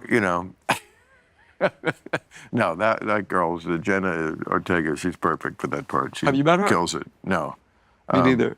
I don't go out to a lot of. I mean, I go out more than you. Apparently, you seem to be saying that you're just a complete stay-at-home. I'm not. But you're married, right? I am married. Yeah, we have a almost 3-year-old that keeps me home a lot. There you go. You've got the. But I go out. I do the stuff that feels like the prom stuff. You know what I'm saying? Like I went to that. Not really, but I kind of do. What, like award shows? Well, yeah. You go to the stuff that is like your peers at this moment in the year. I love the Vanity Fair Oscar party. Right on. So there's like a particular party you go to where it's like, I know everybody here. This is great. I don't know everybody there, but I know who everybody is there, and it's fun. Like a petting zoo is fun to stand in the middle of a room and see nothing but stars. And everybody knows you. Everybody knows you. Yeah, I mean, I wouldn't say everybody because there are certain demographics that are elusive. Let's glide over that. But anyone who knows, like, what the war in Ukraine is, probably knows who I am. But yes, there are, look, this is Hollywood. Never underestimate what people don't know in this town. This is not Yeah, a you're town. not wrong. It is not a town. People's blind spots It are is not enormous. built on knowledge. It is built on talent. They are. Sally Field once said it. She said, this town is full of shit, but they adore talent, and it is true. And they're very good at finding it. I always think. For the people who are like, well, I never got my break. Well, it's possible you could have just gotten bad breaks. That's true. But generally, the cream rises to the top. It is tough. I did notice it because I've had different moments. I've gotten to work on all kinds of sets, like first-time director, indies, and like massive studio projects that have the full weight of multiple companies behind them. And it. I mean, like Austin Powers. Yeah, like Austin Powers, Italian Job. Yeah. What's that? When we made Without a Paddle, Paramount. Yeah, big A-list. Yeah. Big budget. Yeah, I got to do that movie. Big box office movies. Yeah, exactly. The thing I got to do with Travolta and Robin Williams, they had a ton of money behind that. What was that? It's called Old Dogs for of Disney. course. Yeah. Yeah. Old Dog. I know, right? It's got me with a costumed man There's in a gorilla. There's a a gorilla costume. There's a whole genre now. I call them geezer movies, where, these are movies where actors who were huge stars, you have to be a huge star to begin with, for decades, now are 80. And there obviously is an appetite from the public, a certain percentage, to still see Robert De Niro, Al Pacino, Morgan Freeman. So, I mean, what kind of script can you have for an 80? They have to be geezer movies. They have but there's the Bad same Grandpa, or like that heist movie that Zach Braff directed that had like Morgan in it, Michael Caine in it. The heist movie. This, I'm telling you, it's But don't you remember like Grumpy Old Men? Don't you remember like Short Circuit? Not Short Circuit. Batteries Not Included or Cocoon even. Yeah. Like this has always been a thing. Like we always watch. I think it's more now. Yes, they always did that. But I feel like in the old days, no, they put you out to pasture and the actors had more dignity. They were Cary Grant-ish, Greta Garbo-ish. Like, I've had my moment. It moved in the 80s. You got your Hume Cronins, your Jessica Tandy's. Yeah, that was one movie. I feel like now what they do is they seg into, they were known as great, dramatic actors, but they seg into the comedy world. You're talking specifically about Helen Mirren and stuff like Red. Helen Mirren. I'm telling you, De Niro, Morgan Freeman, Al Pacino. De Niro's got a lot of childcare to pay. He's doing those movies. I'm not knocking it. Oh. I'm just saying it's a phenomenon that we did not used to have to this level. I don't know. We could compare release things, but I do take your point. I'm arguing harder than this than I do about tariffs. No, this is really fun. Okay. Hey, here's to that. Here's to toasting about nothing that matters. So tell me about your life. Like, so you're married. You got married, like what most people would say, late in life, right? I guess so. Yeah, I was in my later 30s, but I went. Oh, later 30s. Yeah. How long have you been married? We've been married 15 years. Wow. I know. It's crazy, right? That's crazy to think about. Neither one of us thought that was gonna happen to us. Neither you or your wife, or me or you? No, neither me or my wife. We both just had been through a lot of life. We both had a lot of experience and sort of learned a lot about ourselves and about what we wanted, what we didn't want. I learned a lot of... That's smart. No one's ready to get married before. That's a perfect time to get married if you're going to do it. It worked for me. I really can't prescribe anybody anything, but I felt like we lucked out in a lot of ways. And I learned a lot of shit on other girls' time. There's really nothing you can do about it. We all do. So do it. And we all, well, I'm not going to speak for everybody. I have some guilt about that. Of course. Not that I really should have guilt, because how could you help it? You're young and you're dumb and you got to learn. And if you're learning, comedy, you do it in front of an audience and you bomb and it's painful and it's got to, you inflicted that pain on that audience who had to sit through your shitty I like this metaphor. Yeah. learning phase. And it's the same thing with relationships. Yeah. There are things that I did that I go, oh my God, I can't believe I was that stupid. Nothing horrific, just like dumbass shit that you just would never do now. Yeah. Yes, but I all I can assume is that the girl was to a degree doing that on guys too. Now, of course, girls mature much faster. So I think their phase of being dumb ends a lot quicker than ours. I don't know. It just depends on, I think I discovered, at least for myself, that each of the longer term relationships I was in, there was a bit of me trying on some other persona for size, right? Where this was a girl who had this way and she came from this and it seemed like that and liked these things and we had this in common and let's see how this goes. You know what I mean? It was not, I look at other people and I see, oh, you dated all these girls with dark hair with bangs. It's like a very specific, oh, never a girl without tattoos or only a girl from this city or, you know what I mean? Really? Yeah, of course. Don't you know people with a type? Yeah, a type. I don't feel like I had a type. I just sort of tried a lot of things on for size. Yeah, I would say I'm the same way. I mean, my type was hot because I was just young and horny. What kind of things drive you? What do you think? What do you consider hot? Like, can a girl be hot if she's not physically attractive? No. What are you, nuts? I mean, that's not even 101. Well, here's the thing I can give you. I'm sorry, but that's just the truth. No, I hot understand. to you. No, that's different. What's different? Hot to you may not be hot to me. That's totally fair. But, you know, it's totally fair. And by the way, it's something everybody would agree on. Wouldn't it be funny if I was like, that's not fair? We're going to fight about this? You seem to want to fight about everything, which is fine. I'm more than happy to fight. Do I seem like I want to fight? I feel like you're like, I say X, you say Y kind of person. I don't mean to be like that. You can be. It doesn't bother me. It's kind of fun. Okay. Not for a half hour. What the fuck are you talking about, Bill? We're not going to do this. Yeah. But I had a girlfriend once who was just like that. Like, why I was in this relationship, I don't know. It was dumb. But I'd say X, she'd say Y. I mean, it's just tedious. Yeah. But no, I mean, look, people just don't agree on everything, and that's fine. But what were we talking about? We were talking about pulling hot girls once you got famous. No, we weren't. What? We weren't actually talking about that. We were That's talking. sort of what it we were talking sounded about. like. No. We were That's talking what it about was circling around. You just wanted to get to that. We were talking about what constitutes attraction, and if hotness was a part of it. And like I said, of course it is, but it depends on what you think is hot. You know, Billy Corgan was here. Oh, that's so cool. Yeah, he's very cool. I really like him. I just got to meet him for the first time. I was at there was a big music festival and Green Day played. I don't know if you know this, but they're touring like the anniversaries of Green both Day. Beats You. They do the theme to my show. You know, You're kidding? No, they perform the theme to Oh, Real that's Time. amazing. Have you had anybody on here? Like Mike would come on here in a second, I'm sure. Billy. I want them all. Yeah? I've had Billy Joe on the show, on Real Time years ago. But this kind of long form, though, fuck, you'd never. Oh, I'd love to. I mean, It's just Tangent City, though. I'm like, such a try and fan get appointed. of their music. Yeah, they're the fucking best. They put on a show, but I got to see Pumpkins play beforehand. They put on a great show at this festival. And then Green Day played the anniversary. It's like the 20th anniversary of American Idiot and the 30th anniversary of Dookie. And they just put up a big balloon and play the whole fucking record. It's so cool, man. They sound unbelievable. They look insane. I can't believe it. And they're all like really adults. I've been seeing these guys play music over 20 years. Like I saw them the first time, had to be like 94, 95. Yeah, sure. The first time I saw them.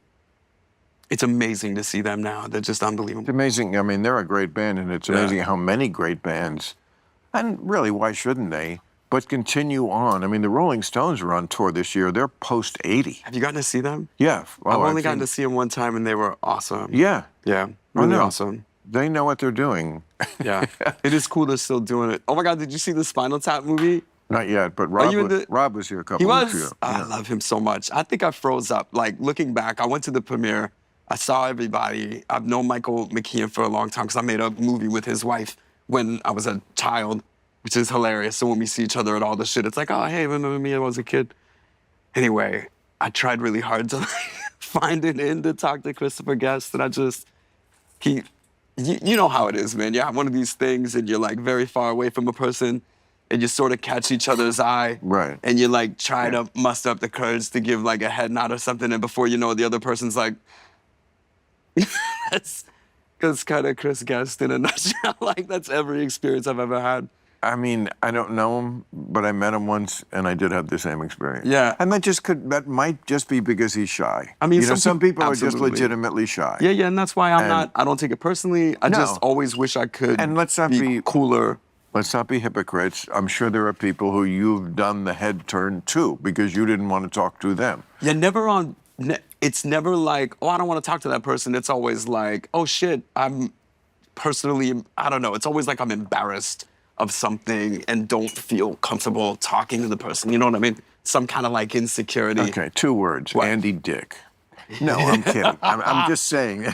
Buddy, I was there could the night possibly- that Marilyn Manson punched Andy Dick in the throat. Like, Oh, I don't know about this. This is When such a- and what was I mean, it? this could be anytime, anywhere. That's the worst But part when about was Andy. it and why? It's about 2003. It was, God, where were we? We're at some, is that right? It's 2003? 2003. I could see it now. Ja Rule is on the charts. Sounds about right. Yeah, so Mac and I were making Yes. that movie Party Monster. We were in New York going out quite a bit. And Manson was in the movie too. So we all traded numbers and then eventually all went out one night. And you know Andy, we're like walking down the street to go into this club. And Andy is like putting on a show. And he just screams the second he sees me, Seth, Rick James is dead.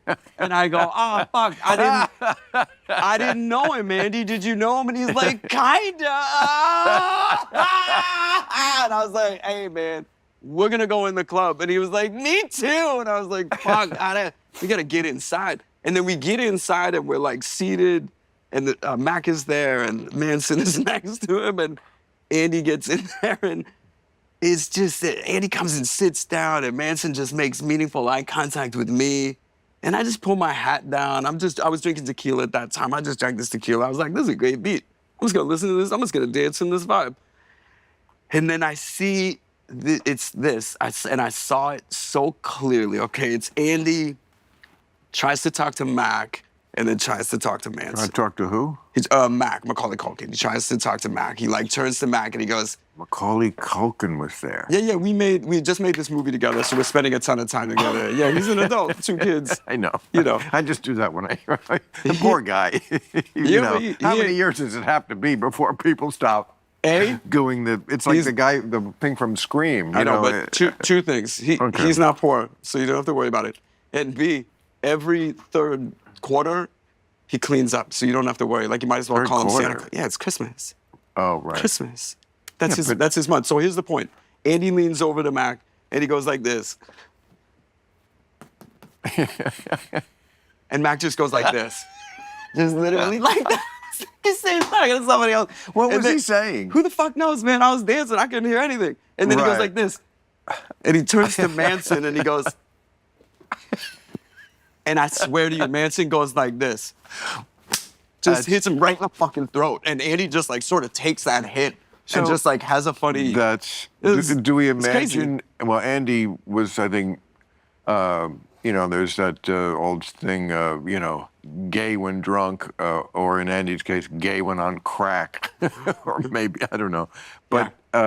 what could Andy have said? I don't know. He said all kinds of inflammatory shit. I know, but like, to he was make one of the someone most provocative feel so, people I ever met. But so personally offended that they hauled off and clocked you in the face. Yeah, I'd love to say that Manson wasn't quick to punch people. He was? Yeah, of course. I didn't know. Oh, well, if you're like too close to him, he's definitely gonna push you. Really? Yeah. I was not close to him. I mean, I used to see him. He did Politically Incorrect once, and I got amazing press because he was like the biggest star Very at the smart, time, yeah. and very controversial. Incredibly eloquent. So whenever I used to see him, I mean, first of all, I used to always just say, hi, Brian, because he's just a guy with a good Halloween costume. And like, I was always wanted to let him know, I'm not falling for the, you've got a great act, it's great, and even enjoyed a lot of the music. I mean, the Dope Show, and, there's some great songs there.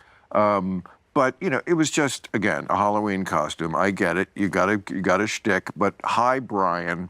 Yeah. And how did he take that? Loved it. Right. It was a twinkle in his eye and mine. I think it felt better. I get it, and I'm not offended. Right. And coming from you, I think it felt better than when it came from like Courtney Love. Like Courtney Love did that? Yeah, Courtney would hit him with that hi, Brian shit, and I don't think he liked it. I didn't know I was on the same beat as Courtney Love. I don't think y'all are on the same beat. Have you had her on this show? No, but I would love to. Yeah. I would love to talk to Courtney There's Love. a part of me that will always love her. Always love her. Hole has some good music. Yeah, they You put know, on. and very commercial. I mean, her image is, you know, really out there. Her records are not the ones I have anyway. Yeah, yeah, yeah. I love the Live Through This and what's it called? Forget Hollywood. titles. But The- yeah, she's got some good records. I mean, like Yeah. well produced, just my kind of music. But She put on the show too. I saw her tour Live Through This, and it was fucking incredible. so funny, the '90s. Yeah, right. Which, you know, What a time! Can you even believe we got to do that? That's so insane. I mean, you were really young. Yeah, yeah, but I was right in my 20s and in an age like I had already made enough money Right. that I could just like make some decisions. And No, it was I was so hard hustling. it was idyllic in the sense that it was post-AIDS, not that AIDS went away, but Right. AIDS in the 80s, for the kids who don't know, this is all history to you, Yeah. people were freaked out. Well, because you people could die were- from sex in a way that never seemed possible. I mean, we don't have to get into the politics of how much was, as they would love to use the word these days, misinformation. But yes, there was absolutely reason to be scared. Yeah. But, you know, people were not having sex or wearing 3 condoms or I don't know what hey, they listen, were doing. you know, at least 2 condoms is not a bad idea. No, it's good to have safe sex. Yeah. Was also a lot of stuff that was misleading. Anyway, Absolutely. point is that, like, in the 90s, we kind of got over that. Like, it kind of reminded me of when we got over the pandemic. It was like, and then, well, no, let's just go guess back let's to, just let's move just go on. back to, let's just move on. I think we love panicking, We don't love you? panicking, Yeah. and then we get enough of it, and we pretend it never happened, like it was just a dream, like it was the shower sequence in Dallas. It's just bullshit. Okay, so we were over AIDS, and Yeah. terrorism hadn't happened yet here in not, America. not to that extent. I mean, So it we was- had like hijackings and things Yeah, like that, but it wasn't 9/11. there was no mass shootings. It was was not Columbine. 9/11. Right, 9/11. wasn't- Well, Columbine Column came was before 99. 9/11. Yeah, So it was between. Just go with this one. you gotta give it to me. Don't say X. Yeah, yeah, fuck it. But there's no timeline. Time's a circle. Just go with this one, darling. I'm with you, I'm babe. telling you, the 90s was post-AIDS and pre-terrorism paranoia. So it was like and the issues were like not much. I mean, Clinton, who was a centrist, was president, and the big issue was he got blown. I know. Can you believe the way we lost? Oh, I've been to Versailles and they showed me the separate house for the frivlettes, you know, so you're like the favorite, Mistresses? the other girl. They're like, hey, listen, this king, he probably had like 5, 6 women. 2 of them had houses. 1 of them had a house right next to their house. Oh, yeah. They just, nobody gives a shit. No, They're just like, you right. guys are, it's so puritanical. It's shocking, right? Like, what is the beef with that? No, that's true. But also, I mean, what I was getting at was that we were so innocent in a way of the kind of existential issues that we have now that we were disposed to obsess about this guy getting blown for 2 years. That this was. We were. I wasn't. I didn't. But it became the. Oh, please, it was a national obsession. Yeah, I remember. And it wholly influenced culture in ways we couldn't even imagine. Like, all of a sudden, everybody's like, I could wear a thong. I could wear a thong. We'll write a whole song about it. Why? Because she wore a thong. She wore the thong. And because Was that new? Brand new. Only Really? dancers and prostitutes wore thongs pre-Monica Lewinsky, saying that what got the president Interesting. to whip his dick out was her having the Right. thong peek out over the skirt. And immediately it flipped culture. Everybody's like, no shit. You're right. No that was a shit. big thing that she Yeah. kind of baited him with the thong. Baited him. My favorite thing Right. is pop culture. Like, I love the way that this shit just ripples through full culture and there's no avoiding it. Like, you think that history is the most critical influence, but history is defined by pop, like the stuff that we really remember, the stuff that really collects an audience. It is as powerful as any theology. History is really decided by technology. The new technology comes along and we are just always slaves to it. Are you into that? Do you keep up on? It's just the truth. I mean, yeah. I am not good at technology. No, I mean, but do you like it? Like, I'm super curious about tech, so I'm always paying attention to stuff Super that's curious about what? technology. So I'm I'm always curious about it, but I'm not native to it, and so I'm poor at it. I keep up enough to not be completely out of it, but you know, the way a 13-year-old is today, how they grow up, this new generation, I mean, or even Gen Z, even millennials, people who grew up with computers. I did not. Me too, man. We're that generation, and so I guess I'm just a little behind you. But You're Gen X. still, I'm Boomer. It's funny. But your generation is the last sane generation. Then it went right off the end of the cliff. We were the legit good luck. Right. You were the last. You were the last generation that the parents allowed to have a free-range childhood. Yes. Did you have a free-range childhood? So much. Yeah. Really? Yeah. My parents. I mean, I grew up in Philadelphia and New York. I lived in New York anytime I was working, which was, from the time I was 7 to the time I was 16, and moved to Los Angeles, which was 91. But in that time, growing up in Philadelphia and all around New York, it was like, good luck. Here's your key. Don't forget your phone number. When you talk, I'm wondering if you grew up around. I think that over time I've gotten very lazy about policing what could be somewhere between a Delaware and a New York accent. Delaware? Yeah. How did that get in the picture? Because it's the Philadelphia accent, what is like South and West and North and East Philly. It sounds like the most But did you grow up right disgusting. in the city? I grew up in West Philly. Where's that? It's the same place that Will Smith was born and raised. Is it nice? Is it that's like a suburb? Is It's it like lower middle class. lower middle class? So My neighborhoods were all Black and Italian. My school was all Black and Italian. See? Yeah. Sorry, Bill. It's all right. We're not. You got me high. I'm supposed to follow these questions? I got you high. Yeah, I really foisted it upon you. What do you think of the pot? This is great. Yeah, it's great. Yeah, it's mellow, which I like. Yeah. Yeah. But, okay, so you grew up in this, I would say we probably had very similar backgrounds, although I grew up in an all-white town. But I would say it was middle to lower middle class. Yeah. I mean, when I went back to the house like a few years ago, whoa. First of all, they completely remodeled it. It's unrecognizable. Oh, that's crazy. Because it was so tiny. Yeah. People were happier back then, but they had tinier houses. They had tinier everything. They were not crazy, made crazy because they were mind raped by the internet. Don't you remember watching Cribs in the mid-90s? Yeah, the MTV show Cribs. Of course. So when I watched that show, I was like, oh, this is the underculture. Like, we're watching this. We might as well be watching Lifestyles of the Rich and Famous. And MTV was popularizing this. And I thought it was camp at first, but then I realized, I knew people that were like, I'm getting a Shark Tank in my house. And I was like, I loved it because it gave me permission to say to people, okay, now get the fuck out of my house. Right. Because that's the way every episode ended. I know, right? I knew a couple that was on that show, and then the next week after the show aired, they got robbed. Oh, really? Yeah. Because they know. Because I was like, oh shit, I see these multiple points of entry. It looks like they got a really failing security system. That's where the safes are? Okay. That's awesome. So fucking insanely stupid. And Punk'd, remember that was like Yeah, I was on the second episode ever of Punk'd. Oh, so really? before the They concept punked was you? even, yes. That's a badge of honor. Yeah. They never punked me. Well, I was really lucky that Fuck you, it was Ashton a thing Kutcher. that I couldn't look. I was lucky that it wasn't a thing that made me look too stupid. What was it? What was the punk? They invited me to what was supposed to be a charity gambling night at the Sunset Tower, and it was after a taping of the 70s show.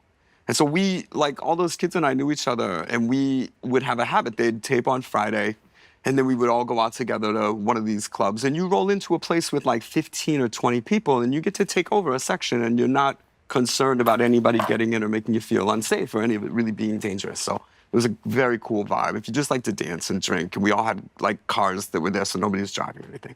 Anyway, so they were like, hey, instead of that, after the show tonight, we're going to do this charity gambling thing. And I was like, okay. And so we get to this place, and I had just been in the place before for a table reading, so immediately I noticed that this room had been recently renovated. Yeah, I love that. Thank you.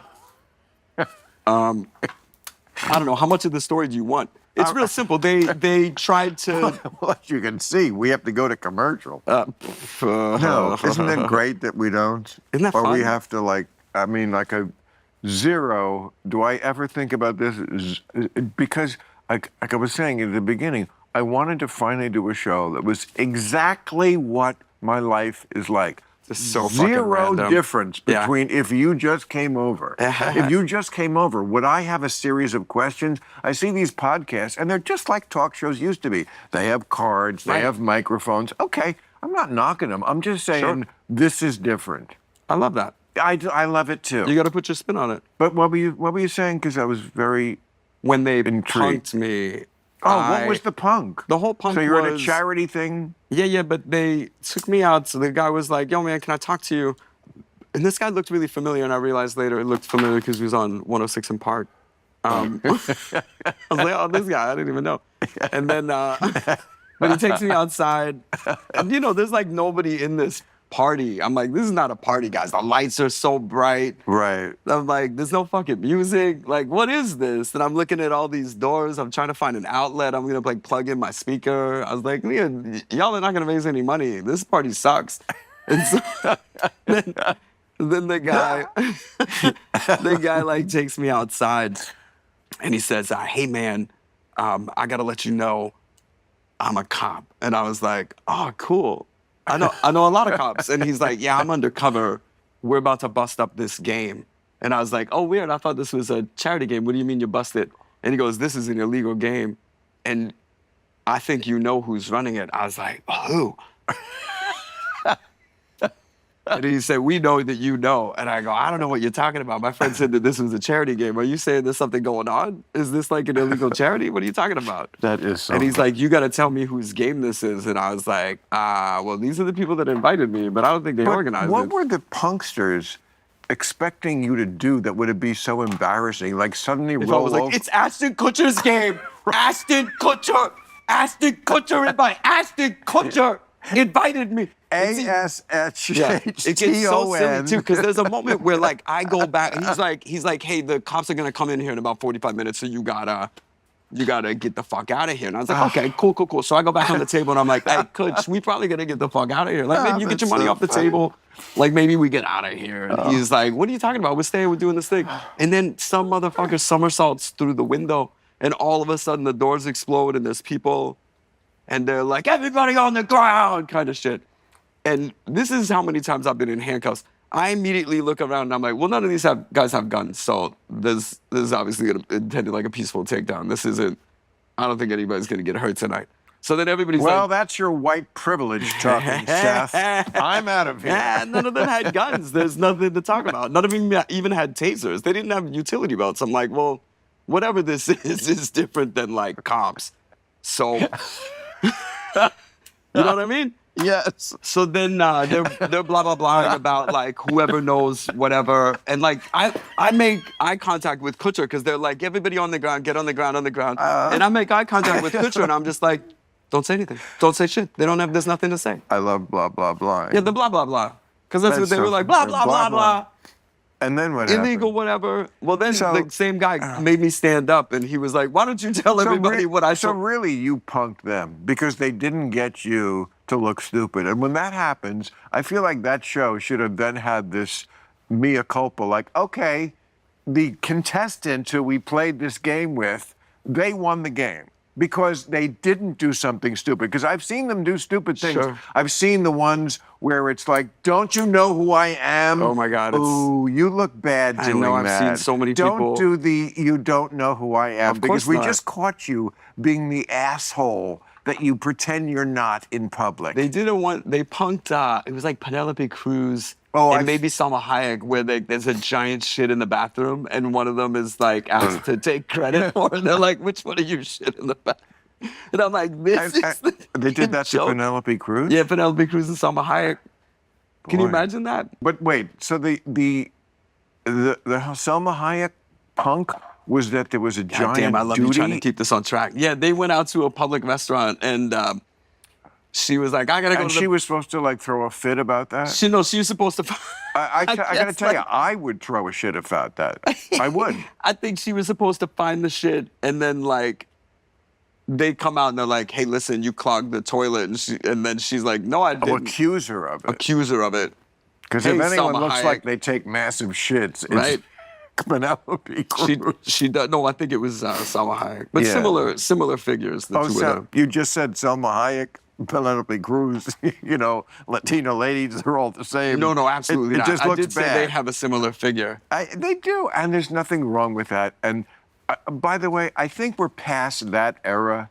That was the peak woke era. It is where funny, you could- right? Like how fucking delicate it got. It was almost Red Scare kind of era. And now, of course, we have because nothing ever happens in the middle in this country, we have the pendulum swinging all the way to the other side. It's scary, like the second But they yes. start talking about like the hate speech not being protected under the First Amendment. But peak woke was, how dare you mix up with Selma Hayek with Penelope Cruz? And Well, you were getting, sanity like- is just, I'm sorry, I get stars mixed up sometimes. It's not a hate crime. Nobody died, and Right. nobody hates Latinos. He's not in the Klan because he got Yeah. two actors mixed up. I know I was at a party and saw Seth Rogen there, and we were standing next to each other talking for a minute, and two different people came up and almost glitched at the idea of us being together. Why? Because we're both named Seth. Oh. And they don't have room in their brain for more than one Seth. Yeah, I hate people like that. Now, when you were on Married with Children, Right. what was the You know, it's so funny. What I was got the to- cast like? I What got was to Ed do- O'Neill, great to work with. So great. Ed is like a dad to me. Like, he still calls me every once in a while, just be like, hey, you getting those residuals? And Christina Applegate, national treasure. You know, I was a guest star on that show. You were? Yes, in my. Wait, you talking about Married with Children? Or Yes. her other show, the CBS shows? No, Married Yeah. with Children. I mean, in my. What did you do? What were you in singing? Oh my God, what did you play? In my wandering years, I came out here in the early '80s, comic. And in those days, we all wanted to get on a sitcom, and I course. did, and I got on a few of them. And then it was like that was going down. But I was still like, somebody who they were interested in putting in a show, maybe. So I would do guest spots. I did Roseanne, Sure. and I did Married with Children. Amazing. And she could not have been nicer. As far as like, Ooh, Applegate? Yeah, yes. she's the fucking as far greatest. as like. Inviting someone into the sort of inner circle of the cast, which is we've all been on shows. It gets very cliquey, Yeah. but making someone who was a guest star feel like, oh, you're part of the family this week too. I will never forget that. And I think we all do. We remember the people who treated us like that, Yeah. and we remember the people who don't. You're right. I always try to be the former. I do had too. enough Yes. really positive experiences, especially as a kid, Right. to take, I wouldn't say responsibility, but I have sympathy and I have empathy for anybody who's like going through this. My whole career was defined in guest spots and like day player parts. You know what I'm saying? Like Yeah. just trying to find a way to Yeah. make somebody notice me. But as a result, I worked on all of the shows. So I got to know everybody from a very young age and see how people do it well or do it poorly. And you got into the slipstream that was like the right one to get into, which is like comic book stuff. Isn't that funny? Well, all of the shit that nobody wanted to talk about pre-2007. Which now rules showbiz. Yeah, isn't that crazy? That's the funny thing. I have to for you. remind all of my nerdy friends Good that for like your we kids. won. Everybody chill out. Good for their college funds. It's not bad. My child will be able to love Fantastic Four without ever worrying about being beaten with her own metal Fantastic Four lunchbox. Yeah, there's good money in that, right? It ain't bad. Well, with anything, man, you get anything that hits, like the margins are so much bigger now than they ever were before. It makes it a little bit harder for the independents, but it just means that you got to find the little money for little things in other places. Those comic book people went after me once really hard because I said something about when Stan Lee died. Yeah. And I wasn't making fun of Stan Lee. I wasn't happy Stan Lee died. I was sorry that comic book fans lived. No, I enjoy. I was just saying, like, these people who think that comic books are great literature. I mean, I heard from the Stan Lee Society who said, like, Bill Maher, you're a terrible person. You think comic books are immature. They said the same thing about Dostoevsky and Melville and Shakespeare. No, they didn't. Nobody ever said that. If you read a book without pictures, you'd know that to be true. Nobody ever said that. So, you could enjoy an everlasting childhood. I mean, everybody does what they want. It's a free country. But just don't tell me that this is the same thing as literature, because it's not. Because the plots are not resolved the same way. The Godfather is a great movie because of the way the plot is resolved. Comic book movies, the plot is resolved because somebody shoots rays through their fingers. That's fine, but that's not for adults. You know, I want material for adults. It's just me. Yeah. You can enjoy that, but you know, don't get on my case if I call you out on it. Yeah, I don't agree with the getting on each other's cases about your likes or dislikes. The great thing about living in this country, at least for the moment, is you still have this freedom. Yeah, for the moment, we'll see. No, it's true. We still have this freedom of expression. Yeah. You know, we still have these, what we imagine to be inalienable rights. Like when our forefathers escaped, left what they felt was the tyranny of the king, and decided to forge this new union without any of the dumb shit that they felt they'd endured under the king. And here we are. You know, it's almost 300 years later. You could also argue that, like, which empire lived more than 300 years? Like, most of these empires go through some kind of very significant change. I just didn't expect ours to be, like, this kind of apathetic resignation into autocracy. Like, that just seems so silly. Everybody's like, oh, well, I guess we'll just never have elections again. I'm like, what? Guys, you forget the power of the people. Like, the fucking power of the people, guys. That's it. Even if they say you can't vote, you could still... I couldn't have expected a guy like this guy to be the guy. And I think, you know, we both knew this guy. Like, I had never met him, but I know Which this guy? This guy, the guy that's in the office. Is this Trump? Yeah, That's Trump. just a sparkling water. This is just sparkling water. I swear What do you they want? said, I think it's this. It's this one, right? Somebody say something off camera. What is that? I'm going to refill What do this you drink. want? I've got another drink. Oh, that's yours. That's this is definitely mine. yours. Yeah. All right. What are you drinking? What I'm drinking a Moscow Mule. I stayed on vodka. I find it mixes really well with the weed. Yeah, you don't have to apologize for it. No, I was just telling you. I'm just. You have to give me a reason to drink vodka. You're at Club Random, dude. That's not what this show is. You're not talking about. Jesus Christ. You could be doing heroin here. You think I would give a? It's not really If my that's your move. thing. I mean, wouldn't that be crazy? You know what the most romantic thing a girl ever said to me? Let's hear it.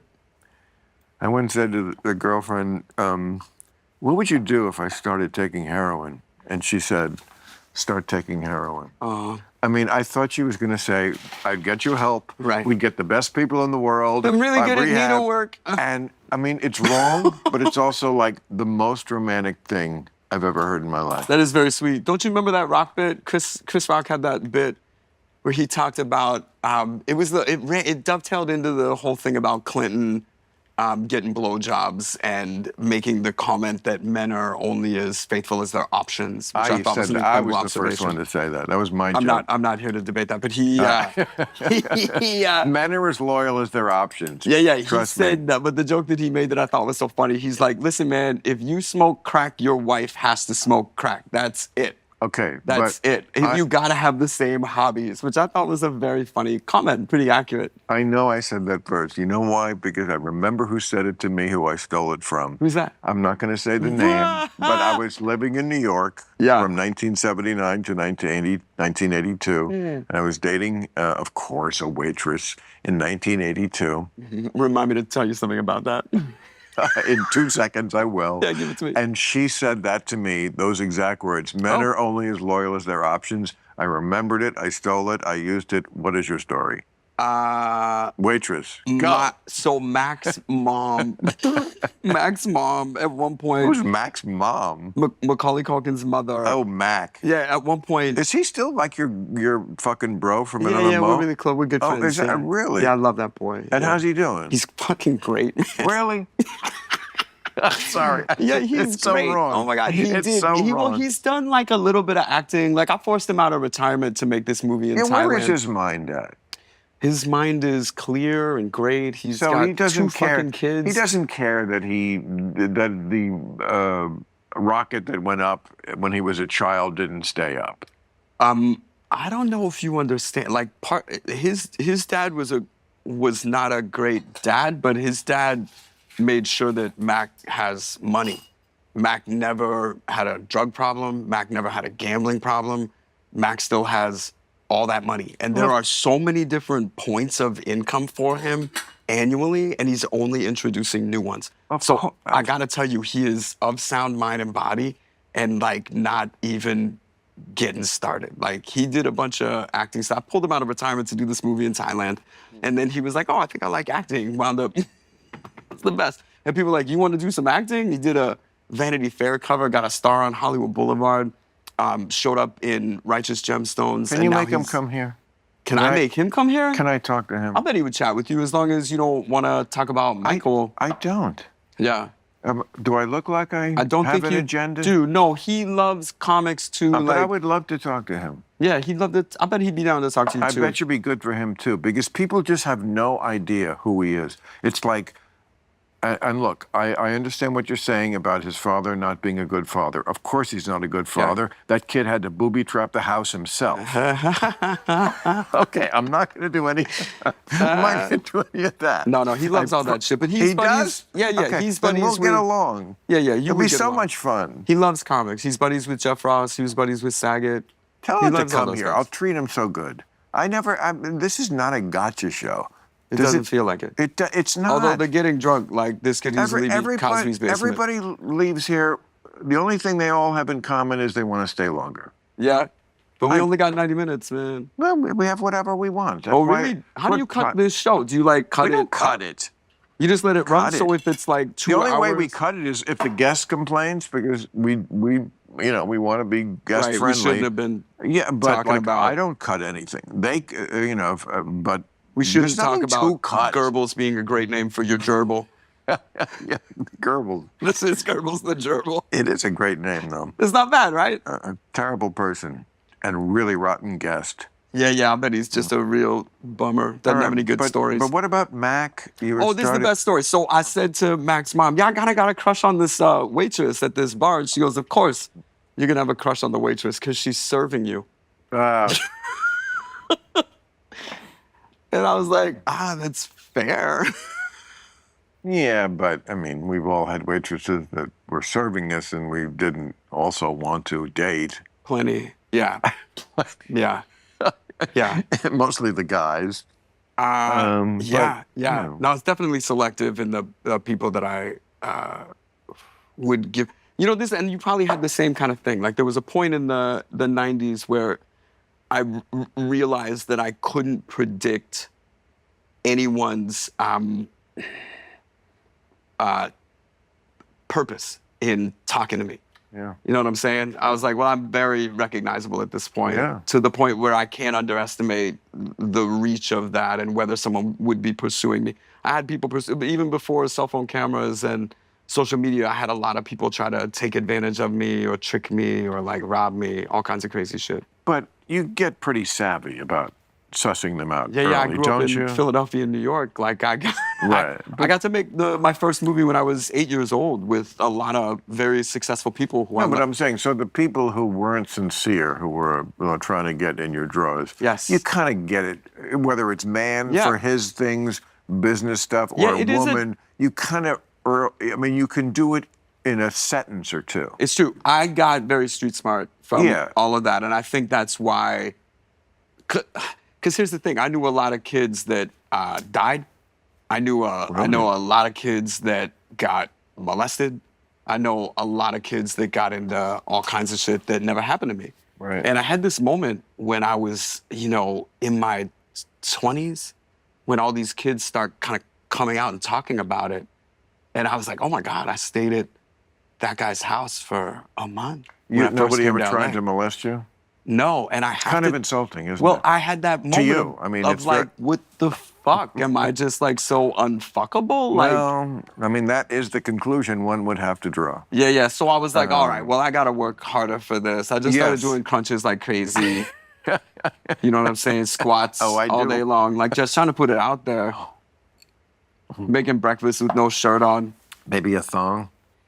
Yeah, it was Can getting guys popular. wear thongs? Always. Go to Europe. But I feel like in the 90s era, early 2000s, I think that's like when our time overlapped Yeah. as guys who were out a lot. Yeah, right. I there saw was you out. I saw you I think out. I was more monogamous. I for saw you out. longer And periods you know of what I time. did when I saw you out? I just kind of...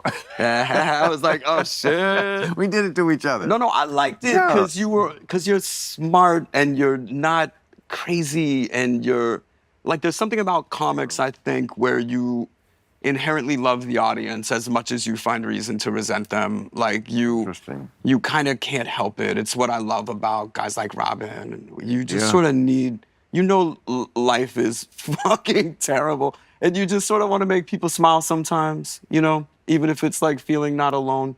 I think that's the thing that comics really share. And I've always related to that. But somehow we wound up both being the kind of guy who, per the old phrase, would go to the opening of an envelope. I went to a bunch of things. I did go to parties. Yeah, because it was fun. Well, it's also, like I said, it's a little bit like your winter formal or your social at your school, right? These are our peers. And you sort of just have to... But like, I remember, I mean, you were younger when it happened to you. Yeah. I was older, so it was like, I remember the normal life when you would just go to Dingleberries on Friday night, and hope to get lucky. Right. And now Dingleberries? Dingleberries. You go to residuals. Oh, yeah, residuals. And then there was a great disco, Anima. Oh, it was fantastic. 3 levels. The top was hip-hop, then it was 80s. But, okay. So I was like, okay, but now I'm invited to this thing which is like red carpet. I know. And, maybe it's a shitty fucking horror movie, but I'm invited. Yeah. And I'm going to go. Yeah. And there was a period... I went to the MTV Awards a bunch because it's crazy. You go to the MTV, you like meet Busta Rhymes. I got to meet CeeLo. Yeah. You know what I mean? It was fun for me. I get to see all these crazy things. I get to see things that are on a much lower level than the MTV Awards. That's at least an award show. I'm talking about movie premieres and just parties. It had to be somebody I knew. It had to be somewhere I felt safe. We started going out. That club thing really worked, and it was a couple of years that we did it just because it was safe. You'd go to a spot. There's this place on La Brea called AD that was really chill, and it was just we'd roll in there a bunch of, I think I was the oldest at 29. Are you talking about the 90s? Is this the 90s? It was the end of the 90s, the early 2000s. I feel like that was my era to be out a lot. And I feel like... I was just in tighter spaces, I think. My focus was on, like, dancing and not getting photographed. But you were obviously not married. You were obviously out there. Oh, and I was definitely meeting people. You were single and ready to mingle. Yeah. Well, I also, you just like you, I got invited to like the Playboy parties. I got invited to like the Perfect 10 parties. And all of a sudden you're in a position where a girl who looks like a photograph is like, I'd fuck you. Right. You know what I'm saying? So I definitely, there are plenty of instances where we both got a story to tell for the rest of our lives. Yeah. Yeah. I mean, yes. And yeah, as like a short Jewish kid with red hair named Seth that grew up in West Philadelphia and got constantly his ass kicked with his own like pop culture accessories, it was really cool to have girls say, I'd fuck you. And I mean, what is the lesson there? That life evens out, right? I mean, like... I don't know why. I think for me, the lesson was, man, you got to have a really good personality because you're not going to pull this off on first glance. Well, fame. But even before that, I think the reasons that I got famous is because I pushed my personality so hard. Yeah. Your fame, your personality comes through in the roles you play. Right. But, I mean, let's not gild the lily too much. I mean, it's also just fame. It's also just that. Oh, there's plenty. That's my, Warhol's my favorite, because Warhol was the one who really talked about the power of the camera. Well, talked about, like, the audience's obsession with self, talked about the audience's inevitable individual 15 minutes of fame. I mean, that is the most prescient thing anybody ever said, because when you see that everybody has a podcast. Yes. Everything is so fractured. When was the last time you read 1984? Mm-hmm. I read it in 16. I read it in 16 when Trump was running. And it was the thing that Orwell never presumed was something like the internet. There was no way to imagine social media. And so it all took the form of the telescreen, which could always be on, which could always be recording. But the main thing was getting down to thought crime, like a real separation of the classes and the cultures, and the point where you thinking something is an arrestable offense. And then they go and put you in the clockwork shit. But that's a hate crime. Well, this is it, right? That's- I mean- we're edging that territory. Well, in a not edging. really- It's been decades since we said we believe in this country that there is such a thing as a hate crime. Now, that's basic liberal dogma. I consider myself a liberal, but I never agreed with that. A hate crime with the is concept a of something thought being crime. more punishable than Right. something else. It's a thought crime. And I don't think we should go down that slope. It's a crime is a crime. If you kill somebody, you should be punished for it. The agree law with should that. not be involved in what is in your mind, your fucking fucked up mind. I don't really give a shit. I hadn't really thought about it that way, but that's a fair point. Wow. Yeah. Thank you, darling. Our anniversary is going to be so much do you like cake?